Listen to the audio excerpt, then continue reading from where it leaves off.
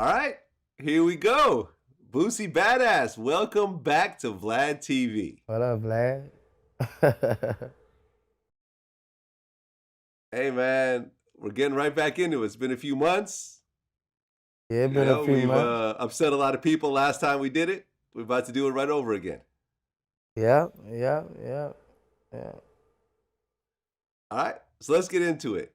First of all, I just want to point out the video you posted of you buying your son, what is it, Jaguar truck? Yeah.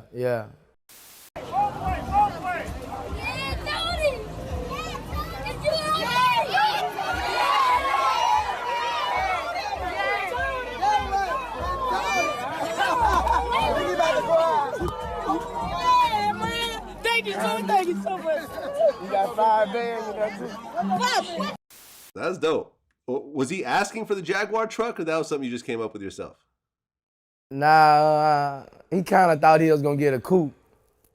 But he been wanted a Jag. Then he switched it up. He kept switching it up, so he didn't know what he was gonna get. He knew he was gonna get a car, but he didn't know what he was gonna get. So I got him a brand new Jag, 100 miles on the dash. Okay, so you decided to get your son the Jaguar truck. Now, is this your oldest child? Nah, this my third oldest. I got grown children. Yeah, this my third oldest. He just turned 16. He been doing good in school. Every time my kids make 16, I always told them I was gonna get them a car. So it's not big as people think to us.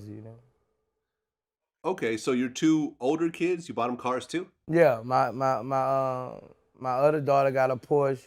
My other daughter got a Audi 7.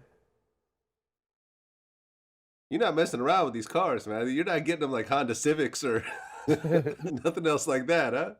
I mean, they my kids. They shouldn't be in no Honda Civics. I just feel like I want them to. I want them to. Just feel like feel like they are blessed kids. I just want them to feel like they are blessed kids.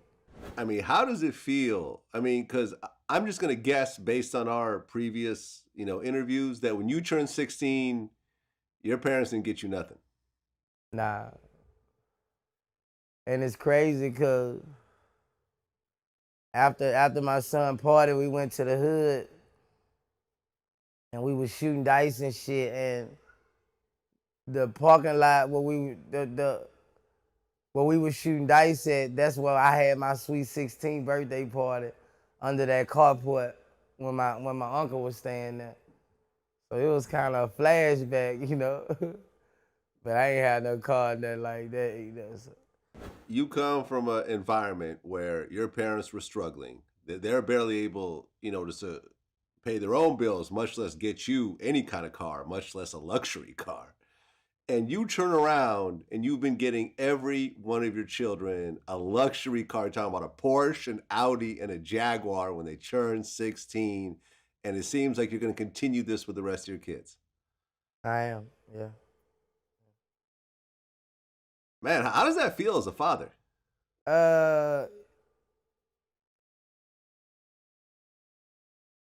It feel like I gotta work harder because I wanted to get him a fucking Bentley truck or something like that, shit. I wanted to, hey, that's my boy, man. Them my kids, I want them to have everything, When you leave here, all you got is memories, Vlad.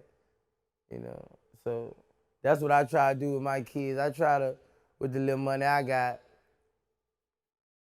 I'm gonna make my memories way more than somebody who got $100 million, $300 million, because they bored parents, fucking bored parents. You gotta enjoy this. God bless you with this money. You gotta enjoy this. You gotta let these kids see this. You can't get this money and have all these kids fucking trained and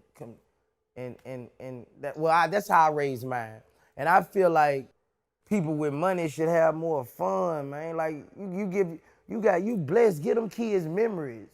Like that's what I base my stuff on. Like, and I encourage parents to do it. Like if you got money, you gotta give your kids memories, man. Like Once you done got money, you grown. You done did mostly everything you gonna do. You done did mostly everything you gonna do. I don't give a fuck what you saying. You done did most. You done fuck down there. Who you gonna fuck? You done did down there. What you gonna do? Man, let your kids reap this lifestyle. And that's what I do. Like all my stuff basically go to my kids, man. Like we just have fun. Do you ever worry a little bit, because you being broke kind of built that fire in you to work hard and to hustle, because you knew that if you didn't get out and get it, then you're going back to poverty. But your kids are starting out with Jaguars and Porsches, and they know that the dad's gonna get them no matter what. Do you worry they're just gonna be like these, these rich kids? Yeah, I see. Who don't really do nothing? I sit at nights and do worry about that, Vlad. But I also, it's my job to put them in fields to make them successful. Also, each one of my kids are doing something. My oldest daughter rap. My second daughter's modeling. My other son rap. My 11-year-old son, he's a model. And, I'm letting them know that they got to keep this going. I let them know that. So when daddy put pressure on them, I'm not a parent who just give them things. I let them know the struggle and all the stuff that's coming with this if you don't flip your daddy money. Because when I'm gone, they got to flip it, Vlad. Do you ever do things like take things away from them if you see they're not working hard enough? Like if they're just, taking everything you're giving them for granted, do you take things away? I chew them out. I chew them out in front of they other brothers and sisters, and they don't like that.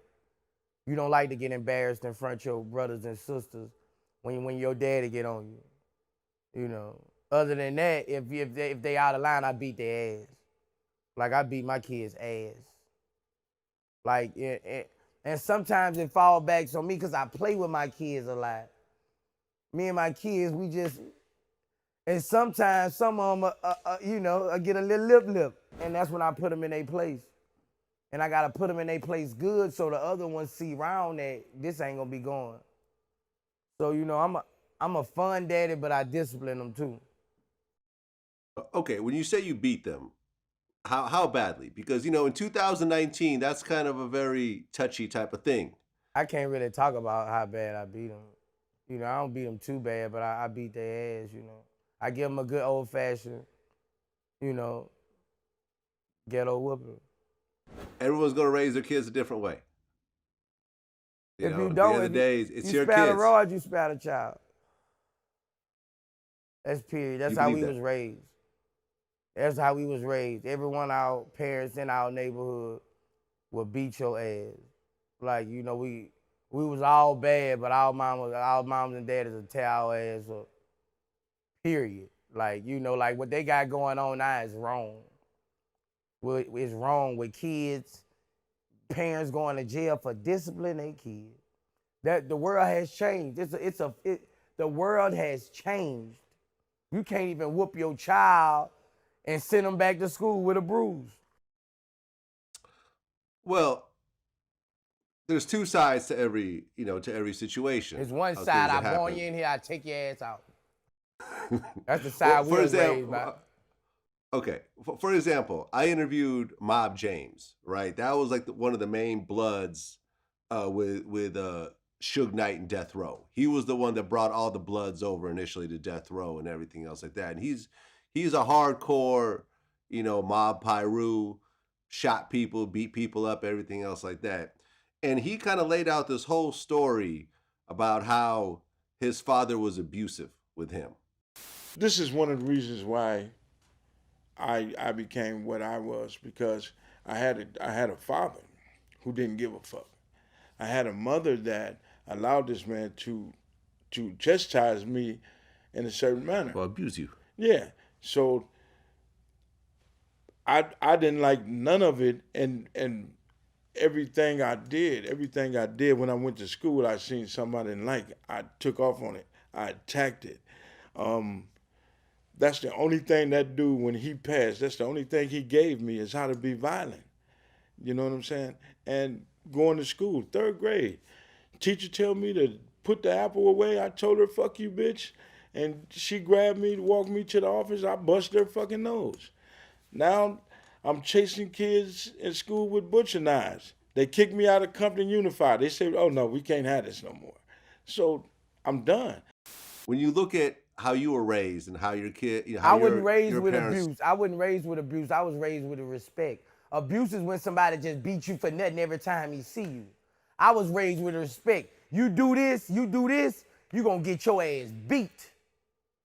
I knew I could get away with this person, but I can't get away with this with my daddy. You know what I'm saying? So it wasn't no abuse. It's abuse when he beating your ass and feel like abuse. But no, it's respect. It's not coming home just picking on you. That's abuse. Nah. It's you just bust this window across this street in this lady house. I'm finna beat your ass. You just made 3 F's, F, and got sent home from school. I'm finna beat your ass. And you know you gonna get an ass whooping. It don't like it. The stuff you do, you know you gonna get an ass whooping when you get home. Period. It ain't no abuse. It's you fucked up. Now you about to get fucked up. It ain't no abuse. It's training a child not to do wrong. If you go to school, if I whoop my child and she go to school and y'all come fuck with her daddy, who can tell us something now? Nobody. Who can tell us something now? My mama ain't. I'm gonna run over my mama too. Cause if you hit me, I'm calling the fucking police. yeah, but in 2019, that's what happens. You know, kids call the police.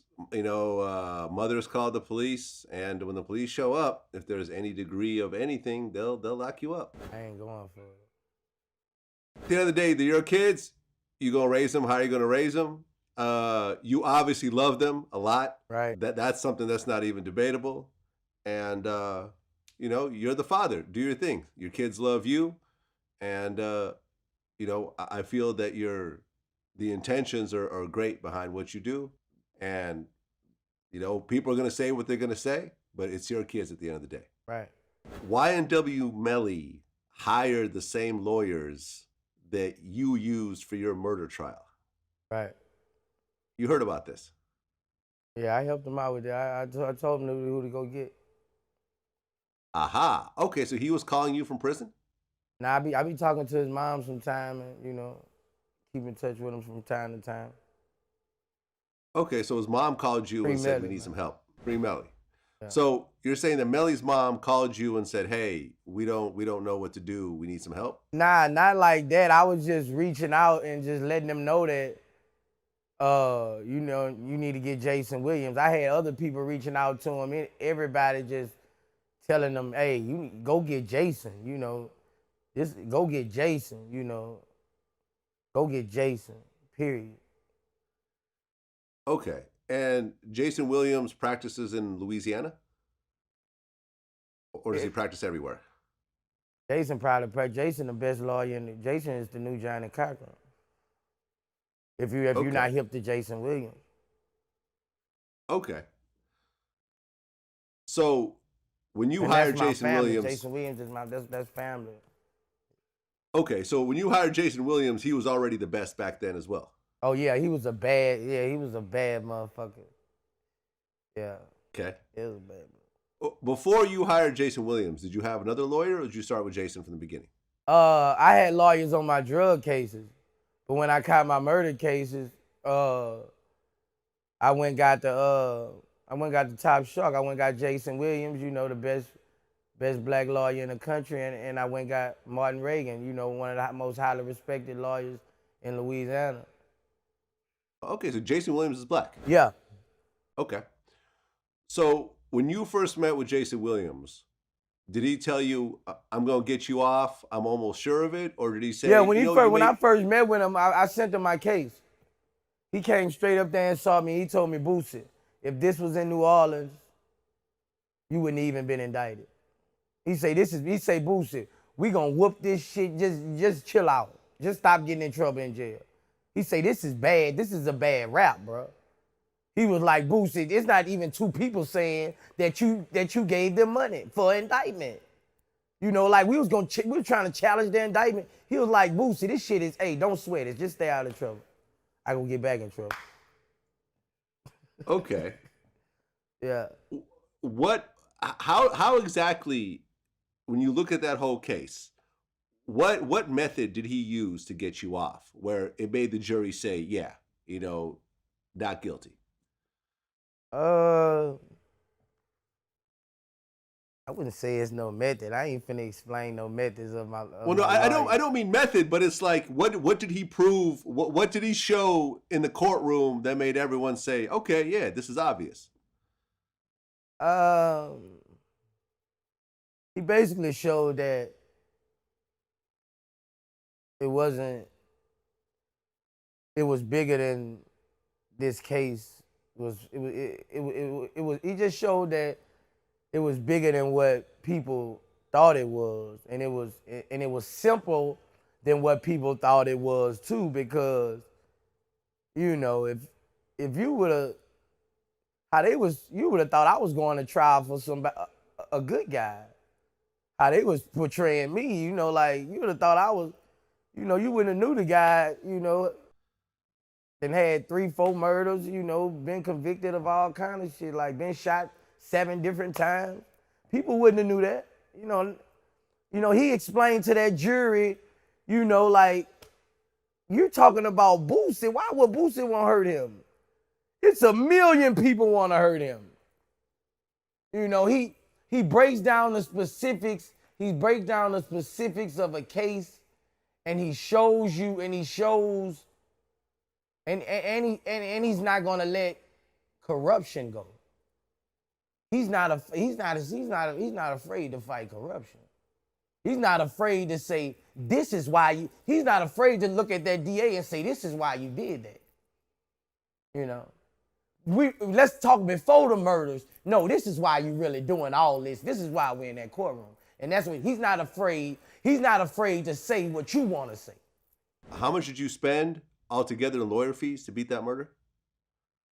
I don't know, probably about $250,000. I don't know. $250,000. I had 2 different lawyers. Well, I had 3 different lawyers. I had a professional juror lady, you know, who did all the big old trials, all the big cases, trials. You know, you gotta get the best when you're in trouble, man. You gotta get the best, man. You can't go in there thinking you got the money, you can go up there yourself and explain. Nah, you gotta spend that money, man. You gotta spend that money and get the best people to represent you. At any point, did your lawyer say, hey, they're offering a plea deal, we should take it? On my drug cases, yeah.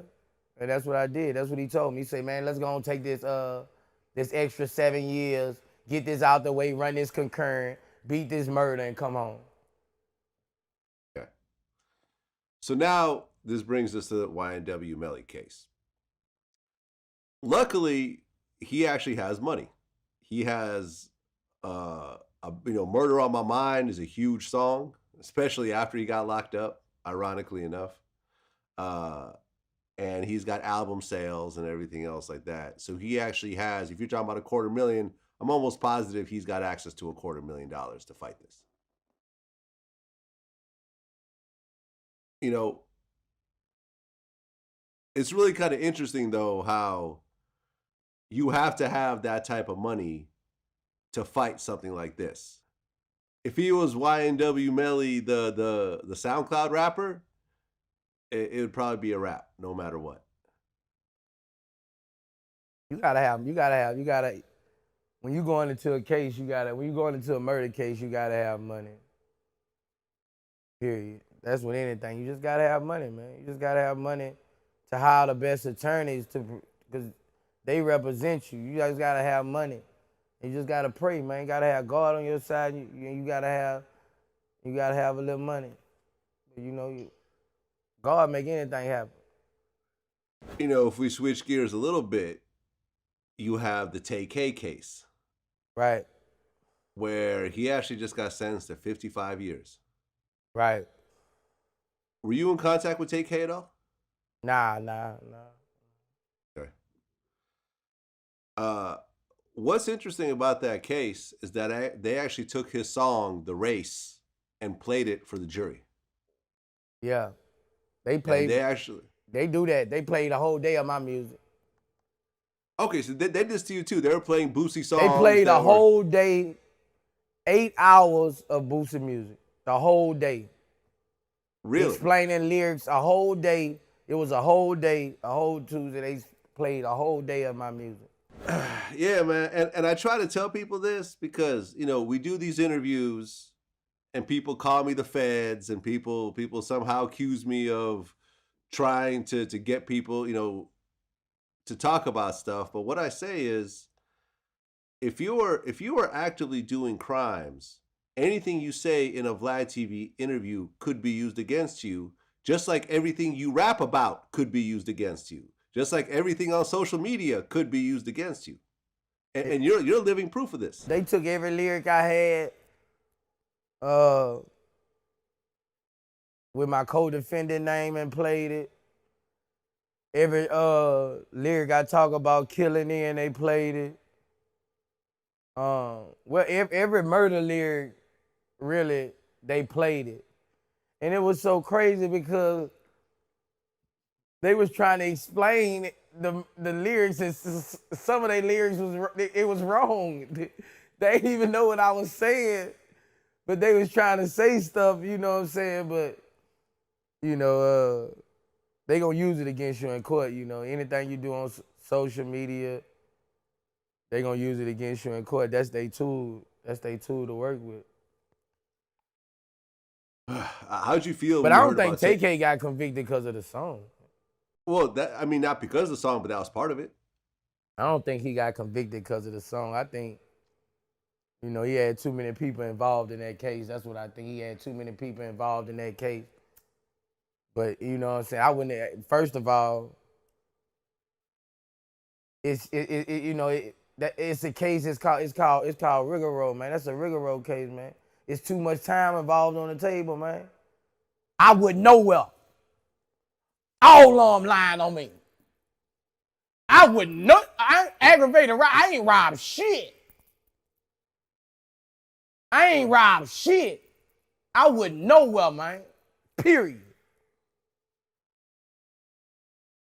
Yeah, he had everyone turn against him. Like all his co-defendants, they all testified against him. They all got like 20 years to do it. So it's a pretty crazy case. And from what I understand, he has another murder case coming up. I ain't know that. Yeah. I ain't know that. Yeah, man, because he's like 19 with 55 years. You talking about getting out at 74? Like, god damn.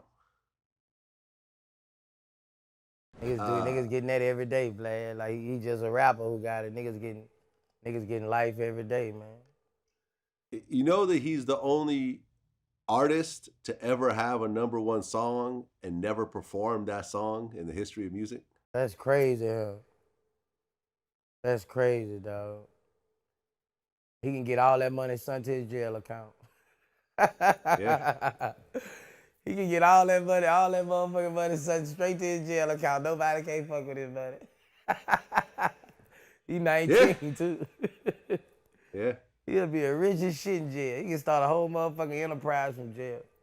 You can make some money in prison. He can start a whole enterprise in jail. I'm just going to say, man, you and I are older, and at 19, we both thought we knew everything, and we both thought we were smarter than everybody. And we both thought that life was at our height at 19. We both thought, okay, it can't get any better than this. We're doing it big. And now in our 30s and 40s, I'm going to tell you that we were both stupid to think that, because life has gotten so much better since then. So really just, take it slow, because your 30s, your 40s, your 50s, your 60s, man, if you really play your cards right, they will be the best times of your life. For real, dog. And you can't get them times back. Like, you can't get them years back, bro, in prison, bro. You can't get them back, bro. Like, they gone, bro. Like, all you had was a boring-ass life in prison. It's no comparison to the free world. no comparison in mine. It's no comparison in nothing. It's just gone, bro. You and NBA YoungBoy have a mixtape coming out? Yeah, we got a tape. I don't know when it's coming out, but we got a tape. Yeah. Okay. Is there a name for it? We ain't got no name for it yet or nothing like that. We just we had just gotten here a couple weeks and just cooked up a tape. You know what I'm saying? Yeah. Oh, so you guys got in the studio together and came up with it? Yeah, he came to the crib for about 2 weeks. About 2 weeks, and we just knocked that shit out right quick. Okay. And he actually stayed with you? Nah, he was staying in Atlanta. He was staying in Atlanta. Okay, but he was going to your studio every day and knocking it out. Yeah. Okay, and NBA YoungBoy is one of these really exceptional talents. Like Yeah. he's really like, as soon as he hit, and you saw how harmonic he was and how he put his songs together, it was like, okay, like this is not a regular dude right here. This dude is a standout. Oh yeah, he'll start. He'll star, baby. Superstar. What made you want to work with him?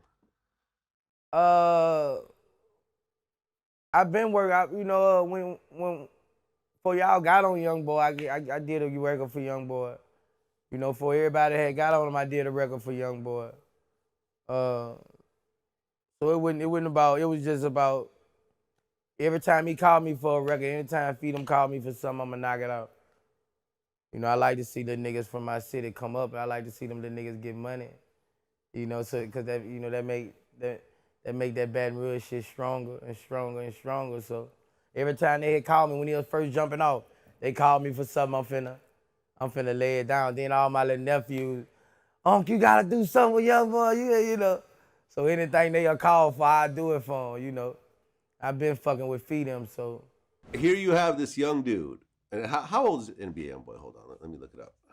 I think he like about 19, 18, 20, something like 19, he's 19. Yo, that's crazy. He is 19 years old. He is a teenager. So here you have this dude who's 19, on top of the world. He's like, I always see these charts, like he's like the most streamed artist. He ain't no teenager, he grown, man. He ain't no teenager, no 19 years old from Baton Rouge. Okay, well he's still 19, no matter how you want to go. We not teenagers. I'm telling you, Vlad, we not teenagers at 19 years old. Okay. I know it seems, I know you can say that but it's not like that. We'll be 19, 20. We got children, man. We like. Right. Yeah. Well, I mean, yeah, he's got 2 kids already that I know of. Nah, YB got about 4 kids. Oh, he's got 4 kids? Yeah, I think YB got about 4. Oh, okay. All right, so he's got 4 kids. Well, did you ever have a talk with him about all the problems that he just would have over and over and over again? You know, you got all this success, you got all this money coming, you got all these fans, and yet every like month or two you see NBA YoungBoy get into something with the law. Vlad, you know, I holler at him. You know, I holler at him about some stuff, but you know, you gotta learn from your mistakes, Vlad. You got once you get money like that, you gotta learn from your mistakes. You know, you gotta, and the more you get, the more you not gonna listen. You know, I'm getting sacked up. I was just like that. You know, you ain't gonna listen, cause who gonna tell you something? You know, you're a boss now. Who gonna tell you something? You know what I'm saying? So I holler at him. I sometimes I get through to him, sometimes I don't. But you know, you gotta learn. You know, I just feel like all what he going through right now gonna make him smarter when he touch down. You know what I'm saying? Is he locked up right now or no? Yeah, he locked up right now. Okay, right, because there was the T Grizzly situation where a 43-year-old bystander got killed. Yeah. And he wasn't charged for it, but I remember he went on social media, or his lawyer said that he wishes that it was him that had died because he felt so bad about that situation. You know, we don't know who this person is who died, but you know, best believe they probably got parents that are still alive, and probably brothers and sisters, potentially kids. It's a tragedy. And, you know, I don't know the details of the shit, but to even be involved in it, I know that's fucking him up. I don't know. I ain't holler at him about nothing like that. Okay. Well, when you do sit him down and try to talk to him, does he listen or is he kind of like, I'm going to do what I'm going to do?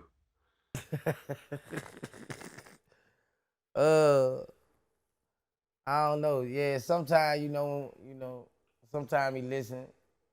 Depends on what mood he in, Depends on what mood he in, what he going through at the time, But he listened to me, But like I say, he is up right now, so he gotta he gotta learn. You know what I'm saying? He gotta learn. He got a couple more days. He got about 30-something more days. About he shorter than that, And when he get home, I'ma holler at him and see how he won't do this CD. So we get some money off. Kodak Black is back in jail again. Yeah. It kind of, the NBA YoungBoy situation really reminds me of Kodak Black. Yeah. Would you agree? Yeah, I agree, because you gotta understand this, Vlad. A lot of people ain't understand me before I went to jail when I used to be always flashing money, guns everywhere, money just doing all this. When you young and you ain't never had nothing, and you come out the jacks and shit, and a big bag of money coming in your way. Not with that bag of money, all kind of stuff come with that money. You got niggas hating on you. You got so much stuff come with that money, and you young. It's like it do something to you. It's like it come to a point where, man, I gotta stand up, man. I gotta show people that, man, you not gonna be playing with me like this. I went through it, man. You not gonna be, niggas be playing, man. A lot of niggas be playing, dog, and that's how a lot of rappers get into shit because, like, nigga, I'm getting money and you playing with me, like, that's how a lot of rappers get into shit. Like, this shit a war zone out here, Vlad, for them youngsters. This shit get retarded out here because niggas want they spot. People want they spot. You get money. You gotta have that iron. You gotta protect yourself, Vlad. And if you already in trouble, like, that shit crazy, man. Like, most of the time, them niggas they don't really be doing nothing. Well, Kodak is back in jail because he tried to legally purchase a gun and lied about being a felon or being on probation. Like just a weird ass reason to be back. Hey, bro, I don't know what Yak was thinking on that. I don't know what Kodak was thinking on that. I don't know what Kodak was thinking on that one, man. I ain't lying, dog. Me and Trick Daddy was hollering about little Kodak the other day. It was like, man, I was telling Trick, man, you gotta holler at that little nigga, man. I don't know what happened with Kodak on. I don't know, dog. I don't know what happened on that. I won't see all them little niggas come home, though. I like to see all them niggas come home and form a group or something. All them little niggas hard. I like to see all them little gangsta ass niggas come home and form a group. Yeah, imagine a group with NBA YoungBoy and Kodak Black. That would just be for crazy. Real, dog. Imagine all them in a group, but motherfuckers don't get along. You know what I'm saying? And I know how it be. It's too many motherfucking people around in everybody's circle for that to happen. Well, but before I ask you this, I just want to establish something real quick, so we don't accidentally say anything here. Well, back in April, you got arrested, and it was, from what I understand, it was possession of THC and possession of firearm during a felony. Number one, is this still an open case? Yeah. Okay, so if it's an open case, I don't want to talk about it at all. Yeah, it's an open case, but it ain't. It ain't what people thinking, Vlad. It ain't what people thinking. That gun was in my license security name. You know. Yeah. Well, like I said, it's an open case. That's all we're going to say about it. I don't want to have anything said in this interview that might potentially be played back in court or, be used as evidence or whatever else. But, when I first read it, it sounded like bullshit because you had security in your car anyways, like a security guard in your car. So this whole thing sounds like bullshit. And marijuana is going to be legalized nationwide really any year now anyway. So it is what it is. I hope all that shit, blows over, and that's all that's going to be said about this. I just checked the dates real quick, and right after, we did our last interview on March 28th. 3 days later, the Nipsey Hussle situation happened. And everybody starts hitting me on my timeline, Boosie flashback, hypnotized with hatred, rappers getting killed in their own city, everything else like that. And I feel like, although this has happened so many times since we've had that interview, the Nipsey Hussle situation really just personifies that statement so well. Because he was really in his hood, in front of his own store, rolling 60s. He felt safe. Everyone loved him. Didn't seem like he had security with him. Didn't seem like he had a gun with him. Someone rolled up on him that seemed to know him. And then boom, everything went left. When you heard about that situation, what did you think first? When I first heard about the situation, I say, man, that's a nigga from right round in this hood who been hating on this nigga since forever. I said, you ask niggas in the kitchen, I said, man, that's a nigga right from his hood, been hating on him forever. Hypnotized with hatred, man. You go to the store, you see him. Everywhere you walk, you see his clothes. You go down the street, you hear his music. You know what I'm saying? You go to the burger stand, he on that. You go right here, he everywhere. He shooting videos. Come on, man. Nigga be hypnotized with hatred, man. That nigga been thinking about killing Nip for 3-4 years. Yeah, I mean, we started reporting, on the grand jury transcripts and everything else like that. They knew each other.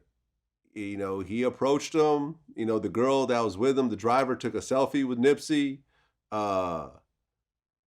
And Nipsey brought up the whole snitch thing, which I think is what set it all off. Number one, did you know Nipsey at all? Yeah, I knew Nipsey. I fuck with Nip, man. I fuck with Nip, dog. I go to the marathon and fuck with Nip. When I first, about 8 months after I came home, me and Nip did a record. When I used to go out there, Nip let me use his black trucks, his SUVs and shit. I fuck with Nip.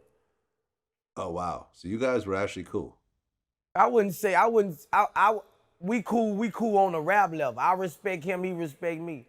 If he come to my city, I'm gonna take care of him. If I go there, he gonna take care of me. If I need him for something, if I need anything, I can call him. You know what I'm saying? Especially that good ass weed. Yeah. Man.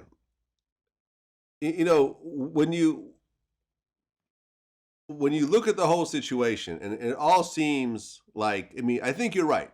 That dude was probably hating him for 3-4 years. But what probably set it all off was Nipsey calling him a snitch. And a lot of people look at the situation and say, Nipsey was too big to be telling that to someone. You know what I mean? If he felt that way, he should have let one of his little homies handle that. He shouldn't be engaging people when he's so much above them. You see what I'm saying? Because no, I don't see what you're saying. A rat, nigga. I tell him, nigga, what he this shit ain't like on no movies where motherfucker coming to you and you send a nigga to talk to him and say, nah, you a rat, you tell him right there, nigga, you a snitch. The fuck on. This shit ain't like the movies when somebody walking, nah. This shit don't go like that. So you've called people snitches in the last few years to their face? if I see a rat, if I see a rat, I tell him straight up, ain't no rats gonna really come around me though, Vlad. Like niggas know if you're a rat, niggas ain't gonna even come around me. You know, niggas gonna tuck their tail, dog. Niggas ain't coming around me like that. Niggas already know that. One of my cousin partners, this nigga just went on talking about he a rat. He know he can't come around me. My cousin know he can't bring him around me. Period. Yeah. Fuck that. That nigga been wanting to kill Nip. Straight up. Yeah, man, because he was an aspiring rapper himself. He wanted Nip's spy, bro. Hypnotized with Adrian. He wanted Nip's motherfucking spy, bro. Bitch ass nigga killed that man, now that man kids. Come on, man. The kids hurt more than anything. Fucking kids and the mamas and shit. Yeah. They should have took that money from everybody. Reggie Bush trying to get that money. I wish something happened to me. I want motherfuckers to just start a fucking trust fund for my kids. I'm gonna take that money. But them children supposed to reap all the gangster shit my daddy did. All the realness my daddy did, I supposed to reap that. Straight up. That's what I ain't gonna say that for Nipsey family. That's what I did for my family. We gonna accept that. Anybody want to show some love for what my daddy done did, for what my family done put down? Shit, cause ain't enough money, it ain't never enough show, man. For real, dog. Cause I was gonna donate some to that. But when they did that, they had me feeling like, I was like, no, I ain't gonna do that, cause I might, that might look bad on my end. So I went to the store, spent about $3,000 on t-shirts, hats, everything. Just to try to get something back, But shit, I respect Reggie Bush for what he did.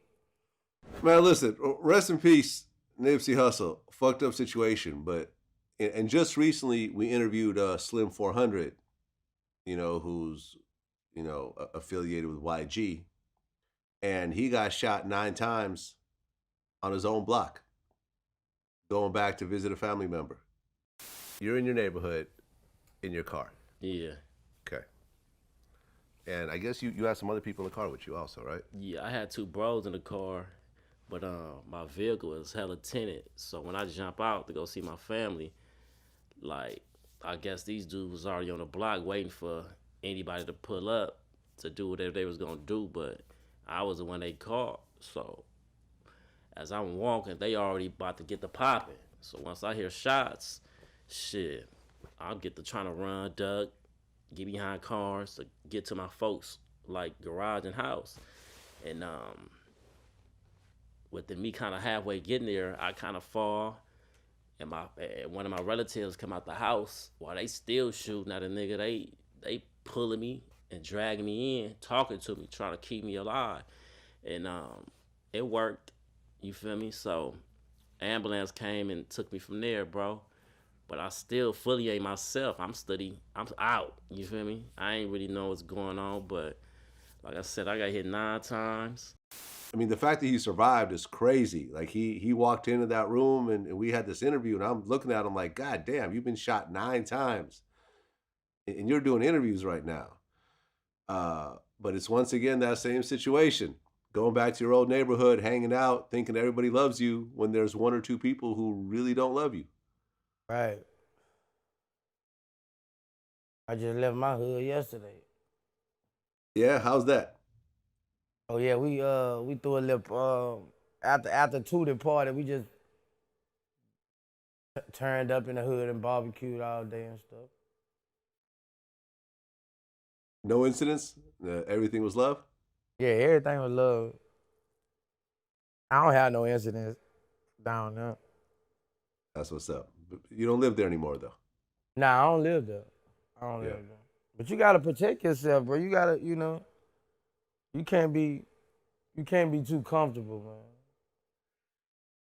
Yeah, I remember Trey D in this interview. He talked about how the term "keeping it real" is the worst term to ever hit the black community. That's really kind of like a downfall of celebrity in the hood when you make it. Because, okay, if you move out or if you're not around, then, oh yeah, he don't come through no more. You know what I'm saying? Nigga went Hollywood. You know what I mean? Mm-hmm. If you do, you know, you can't do it with bodyguards and security all around you because, oh, look at this scary ass motherfucker. Right. You know what I mean? Yeah, sitting over here flossing. Ain't nobody gonna do nothing to you. You got them old they ain't gonna do shit anyway. Motherfucker Right. slap the shit out of one of them motherfuckers. Yeah. You know what I'm saying? Yeah. And that be the attitude then. But, you know, the keeping it real, you know, that was the worst phrase that ever hit the urban community, I think, in the world. Right, that come with success. You can't please everybody. You know what I'm saying? They gonna have them motherfuckers, they gonna always have them people not satisfied or got something to say. You know what I'm saying? As far as people trying to hurt you, at the same time, you gotta surround yourself. When you on your block, you gotta surround yourself, you know, with artillery. You know what I'm saying? That's just how that go. You gotta surround yourself with heavy artillery when you go to your neighborhood. People gotta be around you on the corners. You know, this is just how it gotta be. You know what I'm saying? You're a celebrity. You know, especially if you didn't put in work in your neighborhood. You know, you gotta pass in your neighborhood. You know, you got kids, you got kids, you got everybody got family. Everybody got, that's what everybody needs to know, you know. No matter what you done did in life, everybody got family who might want revenge. Yeah, man. You know, unfortunately, that interview is just as valid today as when we recorded it a few years ago. Yeah, man, he was hypnotized with hatred, bro. His girl took a selfie with his girl who he loving. She done took a selfie with Nipsey. You heard me? Bitch about trying to, bitch, he ain't never see her that happen in her life. Yeah, that nigga, all this shit. You didn't see that video, huh? You didn't see that video way back a couple years ago when that nigga, how he looked when he shook Nipsey hand, huh? That wasn't actually him. I know what you're talking about, but they said that wasn't actually him. Man, that was that nigga. Look at that nigga. Not sure. I'm telling you, man, that nigga was hypnotized with hatred, bro. Why would you want to kill Nip, dog? Like, why would you want, if you know you're a rat, him telling you you're a snitch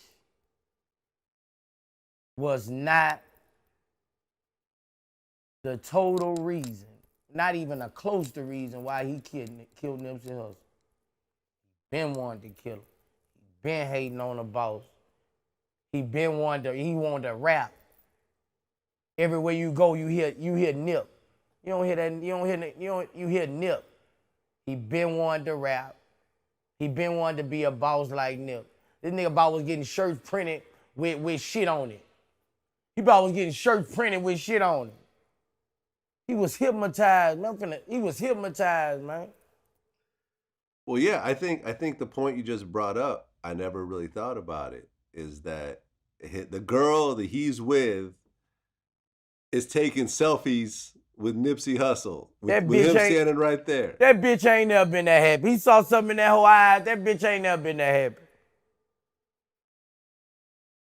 Well, you know, and if you talk about hypnotized, how else do you describe shooting someone in broad daylight with like 20 or 30 witnesses around with cameras everywhere? Bro, if it was just a snitch, if he was just killed him because it was a snitch, he wouldn't even die. He would have shot him. Bonk, bonk. You call me a snitch? Bonk, bonk. That's what it would have been. When you come back 3 times, you kick a man, you been wanting to fight him and kick him. Bitch ass nigga, you been wanting to fight him and kick him. That nigga was hypnotized. You shoot a nigga and kick him? Nigga, you been had this. I know when you fight a nigga, I know how this shit is. When you go to the streets and want to kick this nigga, You been wanting to fuck this nigga up, man. That nigga was hypnotized, man. Yeah. How the fuck you, why you kick him? You been wanting to kick him. It ran quite got you. You been wanting to fight him and kick him. You been wanting to fight him. That's what he been wanting to do, fight him, get him on the ground and kick him. Sad, man. It's sad. And then, 2 other people got shot too. I actually interviewed one of the dudes that got shot, and they tried to put him back in prison. Kerry Lathan, who had just got out of prison for doing, overdoing a murder or something like that. Yeah, I heard about that. Years. He ever got out?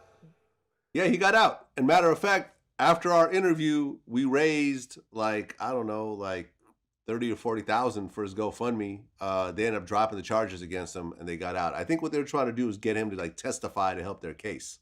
That's what they were really doing. But yeah, man, I think we helped him out. Yeah, bro, I wanted to see that dude come home, dog. That's how that system works, though. They don't give a damn. Well, last time, a couple of times when we did our interviews, you were talking about the case that happened in the shopping mall with a security guard. Right. And just recently, you got hit with a $233,000 judgment. Yeah, I just appealed it.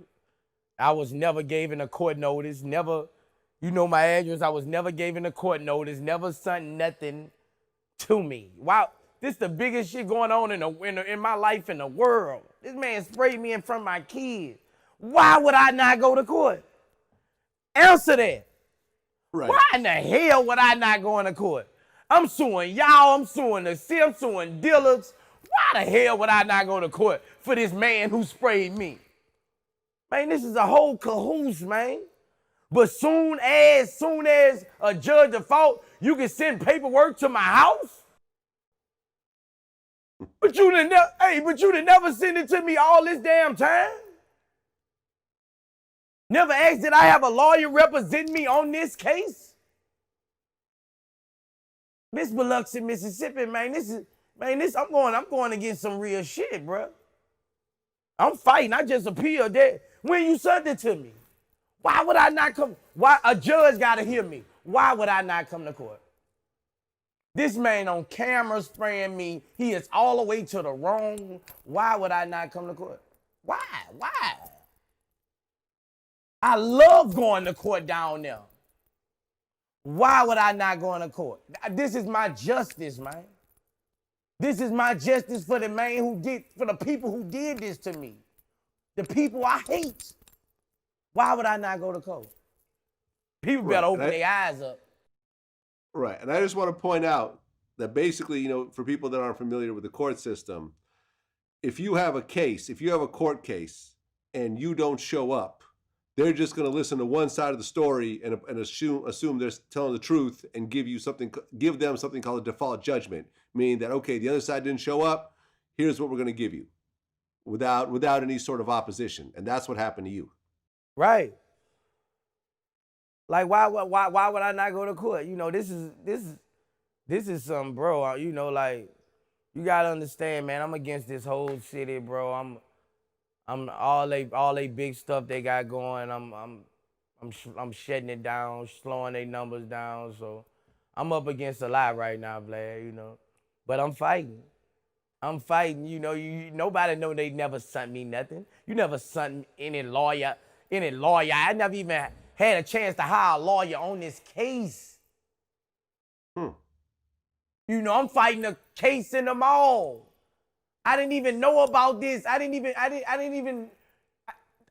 didn't even put me on game on this shit, bro. Like, this is some sneak attack shit. They know I be at court early every time. I'm trying to sue this man. This man sprayed me in front of my child, dog. Kept spraying me, bro. Like, this man, hey, bro, like, I'm not being quiet about this, Vlad, because this time I'm right. I done messed up a few times in life.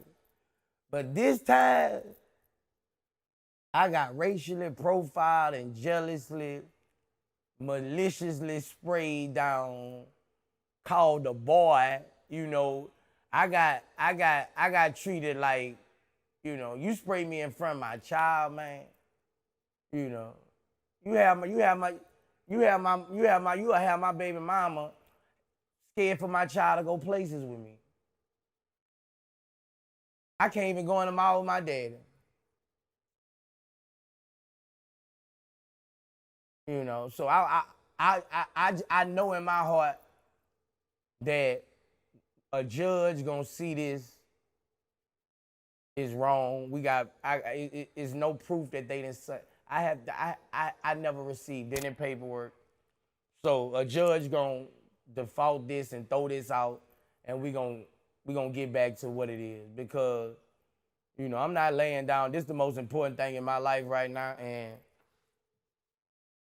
I ain't going for it, Vlad, bro. You know, like when you know, but hey, when somebody wrong, they gotta fight back some way. They gotta try to you know. We ain't in California, Vlad. We ain't in New York, Vlad. We in Biloxi, Mississippi. Yeah, and Mississippi is considered one of the most racist states in America. We in Biloxi, Mississippi. That's all I gotta say. Yep. Well, sounds like you haven't paid none of that $233,000 yet, and sounds like you're still fighting it, which is dope. Right. What exactly happened with the whole American Airlines situation? Fuck American Airlines. Fucking hot ass plane. American Airlines, hey, bro. Let me tell you what happened. It's me and 7 kids. He closing the door. I'm like, can you please let us get on the plane, man? I got my kids. Woo-de-woo-de-woo-de-woo-de-woo. This the flight. This the man at the thing. They got another black guy. They got another black guy say, okay, I'm gonna go ask the pilot. They go ask the pilot. The pilot say, yeah, they can get on. This racist motherfucker come straight, turn around, look me up and down at my jury, looked at my badass kids, and said, no, the door is closing. We're gonna close it. After the pilot said we can get on. You know, every time they planes always delayed. Them motherfuckers, I don't give a fuck where you going, that motherfucker delayed.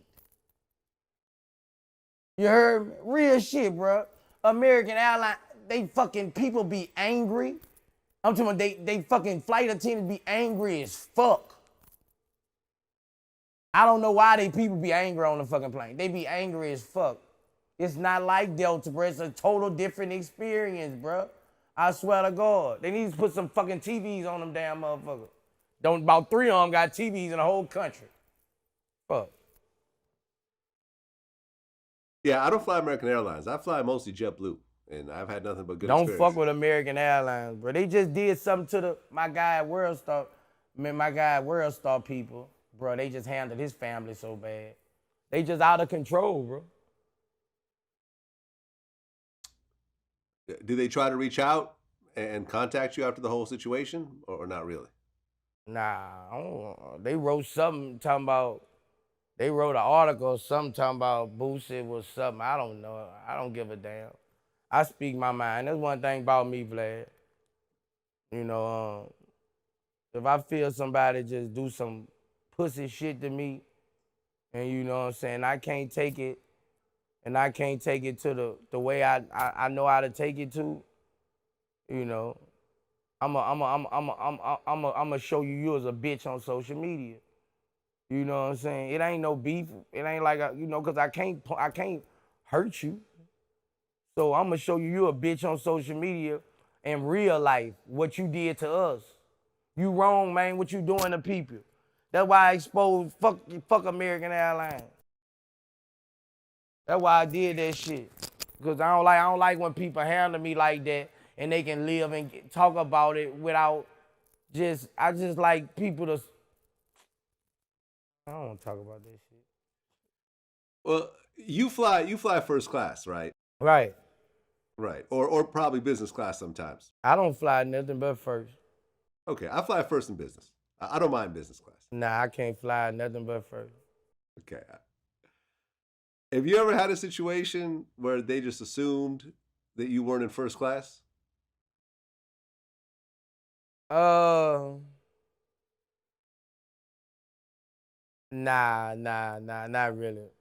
Not really. Cause everywhere I go, Vlad, I try to look the part, you know what I'm saying? Okay. I don't go in first class looking like no person who supposed to be in the back, you know. I'm pretty clean cut when I go on the plane, you know, because the airport got all the girls.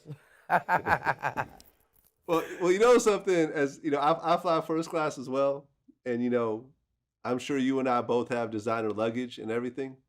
It's just in first class they ask me a lot of questions.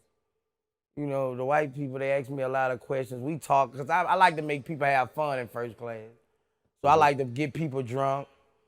And, you know, they ask me a lot of questions. They don't know too many rappers. They know P. Diddy, Beyonce, Jay-Z, Lil Wayne. They don't know too many rappers. They be like, then they'll ask you your name, then they'll Google you. And then they'll call it one of their family members and verify you. But they just when they look at me, they ask, am I in hip hop? That's what they ask. And they ask, Okay. do you know Beyonce? Have you ever talked to Beyonce Right. superstar? Beyonce super lit, dog. I'm telling you. Right, and you know, in first class, all the liquor is free and unlimited. So this is how you can just get everyone drunk. This is what you're talking about. Yeah, man. I try to I ask people where they from. Like, where you from, man? You know, I get me somebody from Louisiana. Hey, you know. All right, so I just want to do a little public service announcement, and I think you're gonna know what I'm talking about, because, you know, I have designer luggage. I got Louis, you know, suitcases and Louis backpacks and Gucci bags and all that. I'm assuming you got the same thing, right? No, You don't. no, Why not? because that is a Target bag. My bag, Really? my bag's gonna look like everybody else's bags on there. Well, even the you know, the carry-on bags? Yeah, Huh. Okay. yeah. I'm high. I might leave that motherfucker. Okay.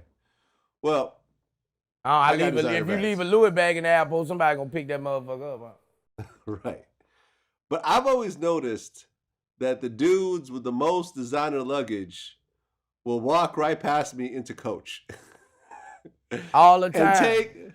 and take their expensive ass fucking bags and shove it into that small ass space with 5 other bags and fuck their bags up in the process. We was talking about that the other day. I swear, Vlad, this was like a month ago. We was talking about how everybody be coming in the back. My people was talking about, like, my people who sit in the back. They was like, man, everybody be coming back there with Louis luggage and Louis Vuitton purses, and I was like, shit, they could have spent that on about seven, they could have spent on 9 tickets. This is what I'm talking about. Like, if you got all those expensive bags, don't take them in a Coach. You're just gonna fuck them all up. You know, spend that money on some first class tickets and enjoy your flight, because you're gonna fuck those bags up. They don't give a fucking Coach. They're trying to shove whatever they can in that limited space. I just find it funny, man. I just find it funny. You know, people, I be their seeing that priorities. shit too, but you know, everybody done been through them struggles, man. Everybody done been through them motherfucking shine before you got it. Fuck all that, you know. I feel you. When she jump off that plane, she might pull her a nigga. She might pull her a nigga with that Louis Vuitton purse who changed her life. There you go. She in first class. She in the jet now. You better tell you they go on they move. I'm telling you, she better keep that Louis first. Niggas see that, nigga think, oh yeah, she got something. Oh yeah, she nice. That's funny. I didn't even think about it that way. Fuck it. You compared Bill Cosby to Harvey Weinstein, and you said that proves racism. Yeah, I got my feelings one day. You still feel that way? Yeah, man, because I saw they talking about Harvey Weinstein got to pay he got to pay off something, bro. Why Bill ain't got to pay? He got the money. Why Bill ain't get to pay, man? I just feel like they rocked that main world, dog. I feel like I feel like they rocked this motherfucking world. Real shit. They gave that man ain't I feel like they rocked this damn world. That shit happened way forever ago, man. I be feeling, I try to put myself in people's shoes.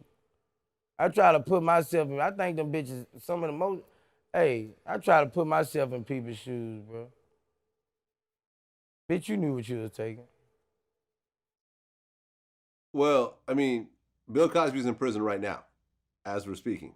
I know. And he's going to be there for a few more years. In fact, his insurance company settled with one of his accusers, Janice Dickinson, I think. And he was upset because he feels that his legacy is going to be fucked up by them settling on his behalf, because he didn't want to settle with anybody because he wanted to maintain his innocence. But since they settled, some people are going to think that he's guilty because, you know, from the outside looking in, a settlement looks like you're guilty, where in fact, a lot of times you settle because it's just cheaper than going to court. Yeah. But Harvey Weinstein, he paid $44 million to settle his lawsuits.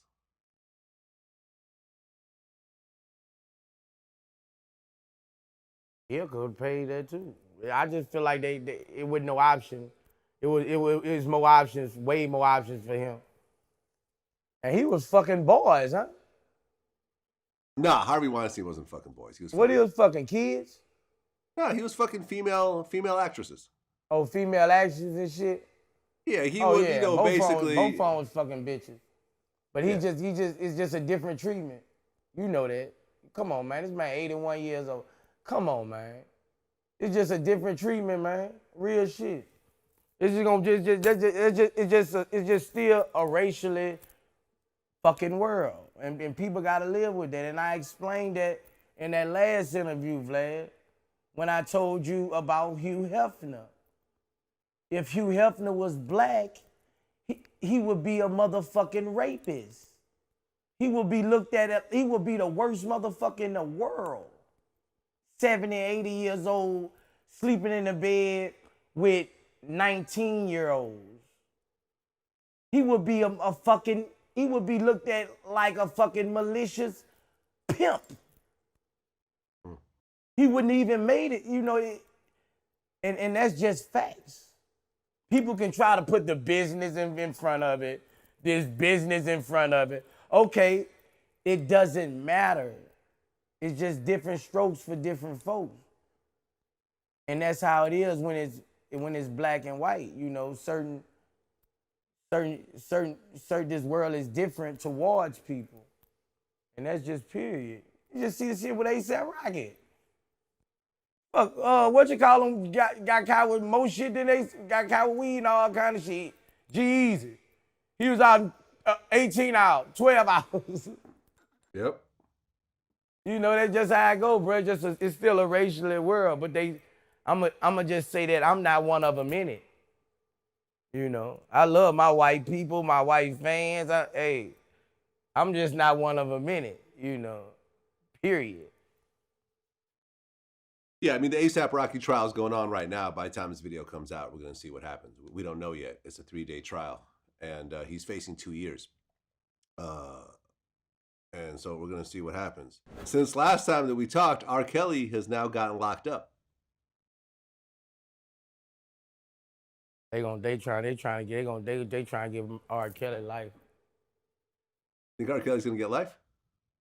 They trying to max R. Kelly out. I would have burnt all them motherfucking tapes. I would have burnt the motherfuckers when they first started. When I first got accused that first time. I interviewed one of the girls that testified against him in his first trial, and she was in one of the tapes herself. And she said that he would have a duffel bag filled with these tapes, and he would basically carry it with him everywhere he went. Oh, Like yeah. wherever he went, he'd go play basketball, he'd have the bag with him. He'd go to the studio, he'd have the bag with him. Like, he would never leave that shit unattended. Were you okay with him filming this? I mean, it was uncomfortable, but I didn't say don't do it or anything, and it wasn't hidden. Okay. And when he told you this girl's 16, was that bothering you at all? Not because I was 17. So I felt like he said something. He told me something that he knew would be okay, because I actually had a homegirl from Chicago that was 16 years old. So, and he knew about her. She would come to the studio. So. Okay. And I guess he kept this bag of videotapes like everywhere he went. Yes, he did. He took it everywhere, to the gym, back to the studio, on the tour bus. Yeah. How many tapes was it, if you were to just guess? I don't know. It was a lot, though. I mean, think about a Nike big old duffel bag that guys usually take to work out or to the gym. One of those stuffed with VHS tapes.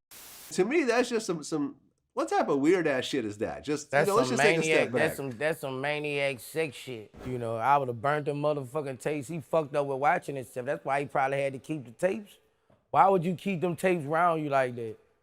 I mean, you like to get high and watch yourself. Yeah, man. I think R. Kelly's done. But then again, they're saying that all the tapes he has are basically the same tapes from his first trial, and they can't get him on double jeopardy. We're gonna see what happens. But Yeah, now I all saw the people, some shit they had 20 more tapes. yeah, I heard about that too. And now all the people around him are getting indicted. The people that were helping him, you know, set up the girls for flights and shit like that. Yeah, they gonna make the tapes come out. Yeah. You know, I remember he had something called a crisis manager, the guy that would speak on his behalf, and they asked him whether he would leave his daughter alone with R. Kelly, and he said no. And then he ended up quitting right afterwards.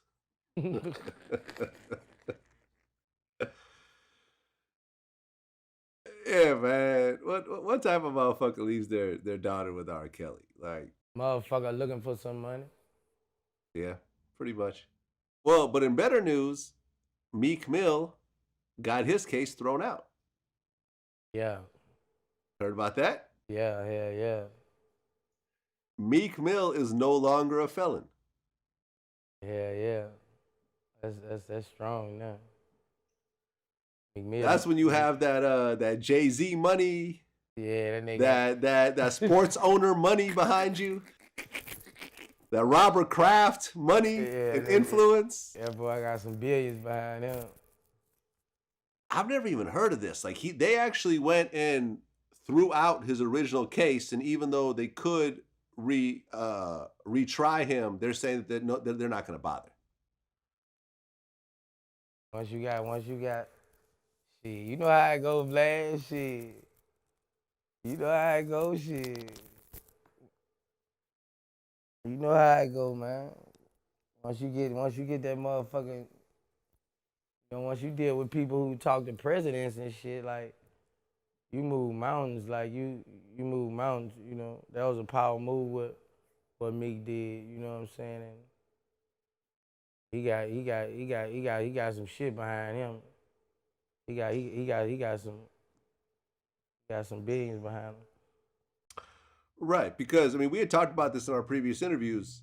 You know, you were mad that he took a probation deal because you felt he should have rather just did like a year or something so he could be off probation, because that Right. probation just hangs over you. Right. You wouldn't be smoking weed right now if you were still on probation. Right.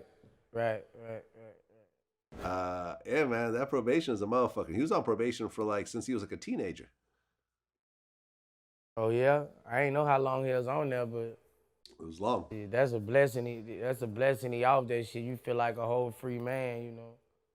It's different. You can live better. You can enjoy your life better. You know, you can have more fun, bro. Mostly, you can have more fun. Yeah, man, shout out to Meek Mill. I was definitely happy for him. Hell yeah. I was really happy for him. Everyone was happy for him. You know, and I think he actually used that opportunity to shed light on the legal system and show how unfair it is for certain types of people and how it sets up a revolving door. I mean, because look, if you go back to prison for popping a wheelie, like, come on, man. Like, that's just, how are you supposed to even really live your life? Yeah. He showed that motherfuckers be getting picked on. You know what I'm saying? But that shit ain't gonna change, not for no other rapper or nothing like that. It ain't gonna change the situation for no other rapper who getting treated like that in a small town anywhere else, because you know you gotta have somebody behind you to do situations like that. Most people they ain't got nothing to fight with like that. So they gonna get fucked over like that. This shit is happening every day. You know, this shit happening every day. Local rappers getting fucked over. I'm talking fucked over, dog. I'm talking about hit with charges, bullshit, and you know, locking them up on just anything, and he just ain't got the people behind him to show that, you know, this judge fucked up. You know, and that's how it goes. Yep. Well, shout out to Meek Mill, man. Everyone's happy for you. Congrats on getting off, getting that shit removed and getting off your probation and no longer being a felon, man. Come smoke some of this good gas, Meek. Meek, come smoke some of this good gas, nigga. Yeah, I'm gonna put you out, nigga. Nigga gonna have you sleep right on this couch. I smoke Meek under the table, all them niggas. That's what I dig it up. Well, Lil Nas X just broke the all-time record for having the longest #1 song on the Hot 100 charts. Old Town Road has been #1 for longer than any other song since they started recording this shit. He beat out Mariah Carey and Boyz II Men. Yeah. Now, along with him having this big song, he came out the closet and said he was gay. Right. And you made a comment about it. Right. You said, well, now you know what he was riding on the Old Town Road. Then he had an eggplant emoji. Yeah, people get mad because shit I say, but, you know, I'm going to say what the fuck I want to say. I wasn't picking on him or nothing like that. You know, I was kind of like joking, but it was the truth. Like, he wasn't talking about fucking a girl on the Old Town Road. So what the fuck was he talking about? Well, he said he cheated on his baby. What so bad did I say? What so bad did I say? He was not talking about a fucking girl on the Old Town Road. He wasn't talking about riding on no motherfucking girl on the Old Town Road. He just told you. I'm just making a joke out of it. He just told you. He steady telling you every day on the internet. Come on now. It wasn't that bad now. I just said you knew what he was right, and it was the truth. He wasn't talking about a girl. Right. Yeah. Well, he said cheated on his baby, cheated on my baby, you can go and ask her. And someone was like, well, does that mean that you cheated on her with a dude? Man, you know what he talking about on that Old Town Road. Right. Come on, man. He wasn't talking about come on, man. Don't make me get slammed, Vlad, by everybody, bro. But let's keep it real. It was a joke, but it was real shit. It was real shit. Someone on Twitter hit me and said, Old Town Road leads to Brokeback Mountain.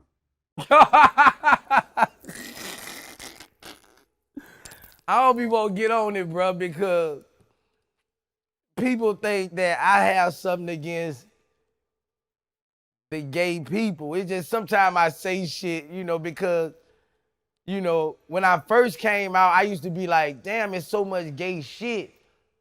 And I'm the just type of person who speaks about it. You know, never said I ain't got nothing with gay people. I was just like, it's so much gay shit going on, bro. That's basically what I was saying, bro. And people tend to act a certain way when I say stuff. But you know, I didn't got better. You know, gay people funny. Like I got gay people a part of my business now. You know, it's nothing like that, and people just be judging wrong sometimes. But you gotta understand me as a person. I come from prison where gay people, where gay men are not allowed to have real names. Like, he's not allowed to be called Larry. He's not, he gotta be Larry Nisha. He gotta be I come from a place where gay men cannot stand up and use the restroom. They gotta sit and piss. You know, they can't talk disrespectful to a man. You know, saying that to say I came home to a world that was just different from that. You see what I'm saying, Vlad? But I've never been against the gay community or nothing like that. I got family members who are gay. Like, I never been against it. It's just, you know, I say what I want to say, and you got to see where I come from. You know, I say what I want to say. And, you know, if anybody that took it wrong, I do respect whatever y'all do, you know what I'm saying? I just came from a place where I did not respect it. You know, I had to learn from coming to the world, Vlad, you know what I'm saying? Am I making any sense to you, Vlad? Yeah, no, absolutely. Absolutely. And at the end of the day, just because how shall I say this? My whole thing is that you could respect someone, but that doesn't mean that you have to embrace it and love it as your own. You know right. I'll give you an interesting example, right? I just interviewed Conway the Machine. I don't know if you're familiar with him. He's part of Griselda Records. They got signed by Eminem, a bunch of real hardcore street rappers from Buffalo, from upstate New York, right? And one of the dudes in the group, like, you know, there's three people, and one of the dudes named Westside Gunn, he's got a mixtape series called Hitler Wears Hermes, right? Yeah. And on the mixtape cover, he has pictures of Hitler wearing, you know, fly ass clothes and stuff like that, right? He's not talking about killing Jews in the songs or gas chambers, nothing else like that. He explained how his man did it because it's a takeoff of The Devil Wears Prada. Why that name? Like, why go with this whole Hitler thing? Because he was on some, you know, my brother is on some extra, like, artsy or fly and grimy. He try to merge. He don't try. He do it. Like, he merged all that shit, like the grimiest, disrespectful shit ever with the most flyest, prestigious shit ever. You know what I mean? With some art, and you know what I mean? And some wrestling and all that shit. He just fused all that shit in the pot like gumbo. You know what I'm saying? And that shit was just a spinoff of like the Devil's Wear Prada movie. You know what I mean? Like, now Hitler wear Hermes. You know what I mean? Oh, that's okay. I see what you're saying. That's why he flipped it. It's there for shock value. It's there for the art. And I'm Jewish myself. And when I saw that, he explained to me, I said, okay, cool. I get it. I get artistically what he's trying to do. You know, but I'm like, well, I'm not going to wear the merch. I'm not going to wear a Hitler t-shirt. But so I don't love it. But I respect what they're doing. And that's the whole thing. Like, yo, you could respect someone, but not want it for yourself. Right. And that's okay. Right. I can, you know, just because you don't want it for yourself don't mean that you hate it. Like, I respect it to the fullest. But I'm not gonna put it on anybody. I'm not gonna, you know what I'm saying? I'm gonna raise people how I was raised against it. Period. You know, that's how I was raised, you know. Well, and here's the thing. Lil Nas X had the #1 song in the country. He came out as gay, and he continued to have the #1 song in the country. It made absolutely no difference to anybody. There wasn't any shows canceled. His record sales didn't drop. He wasn't kicked off his label. It didn't matter. He said what he said, and nobody cared. But why did people care about my comment? Man, because people like to call other people racist or call other people sexist or homophobic. That's the new thing. You know, everyone wants to be woke and wants to condemn everybody else. It's all good though. I ain't tripping. Yeah, I ain't tripping either. People accuse us of the same shit, so I really don't give a shit. You know, we're gonna talk about what we're gonna talk about. Shout out to all the gay viewers. I know there's a lot of them. Shout out to all our gay fans and people who watch our videos. You know, I'm sure lots of gay people go to your shows and spend money. Right. And All the listen, time. listen to your music and everything. Yeah, right. You know what I mean? And you know, at a certain point, man, not everyone's gonna love you. Not everyone's gonna, love you and embrace you. But as long as there's respect, that's all good. That's all good, bro. Everybody do something, bro.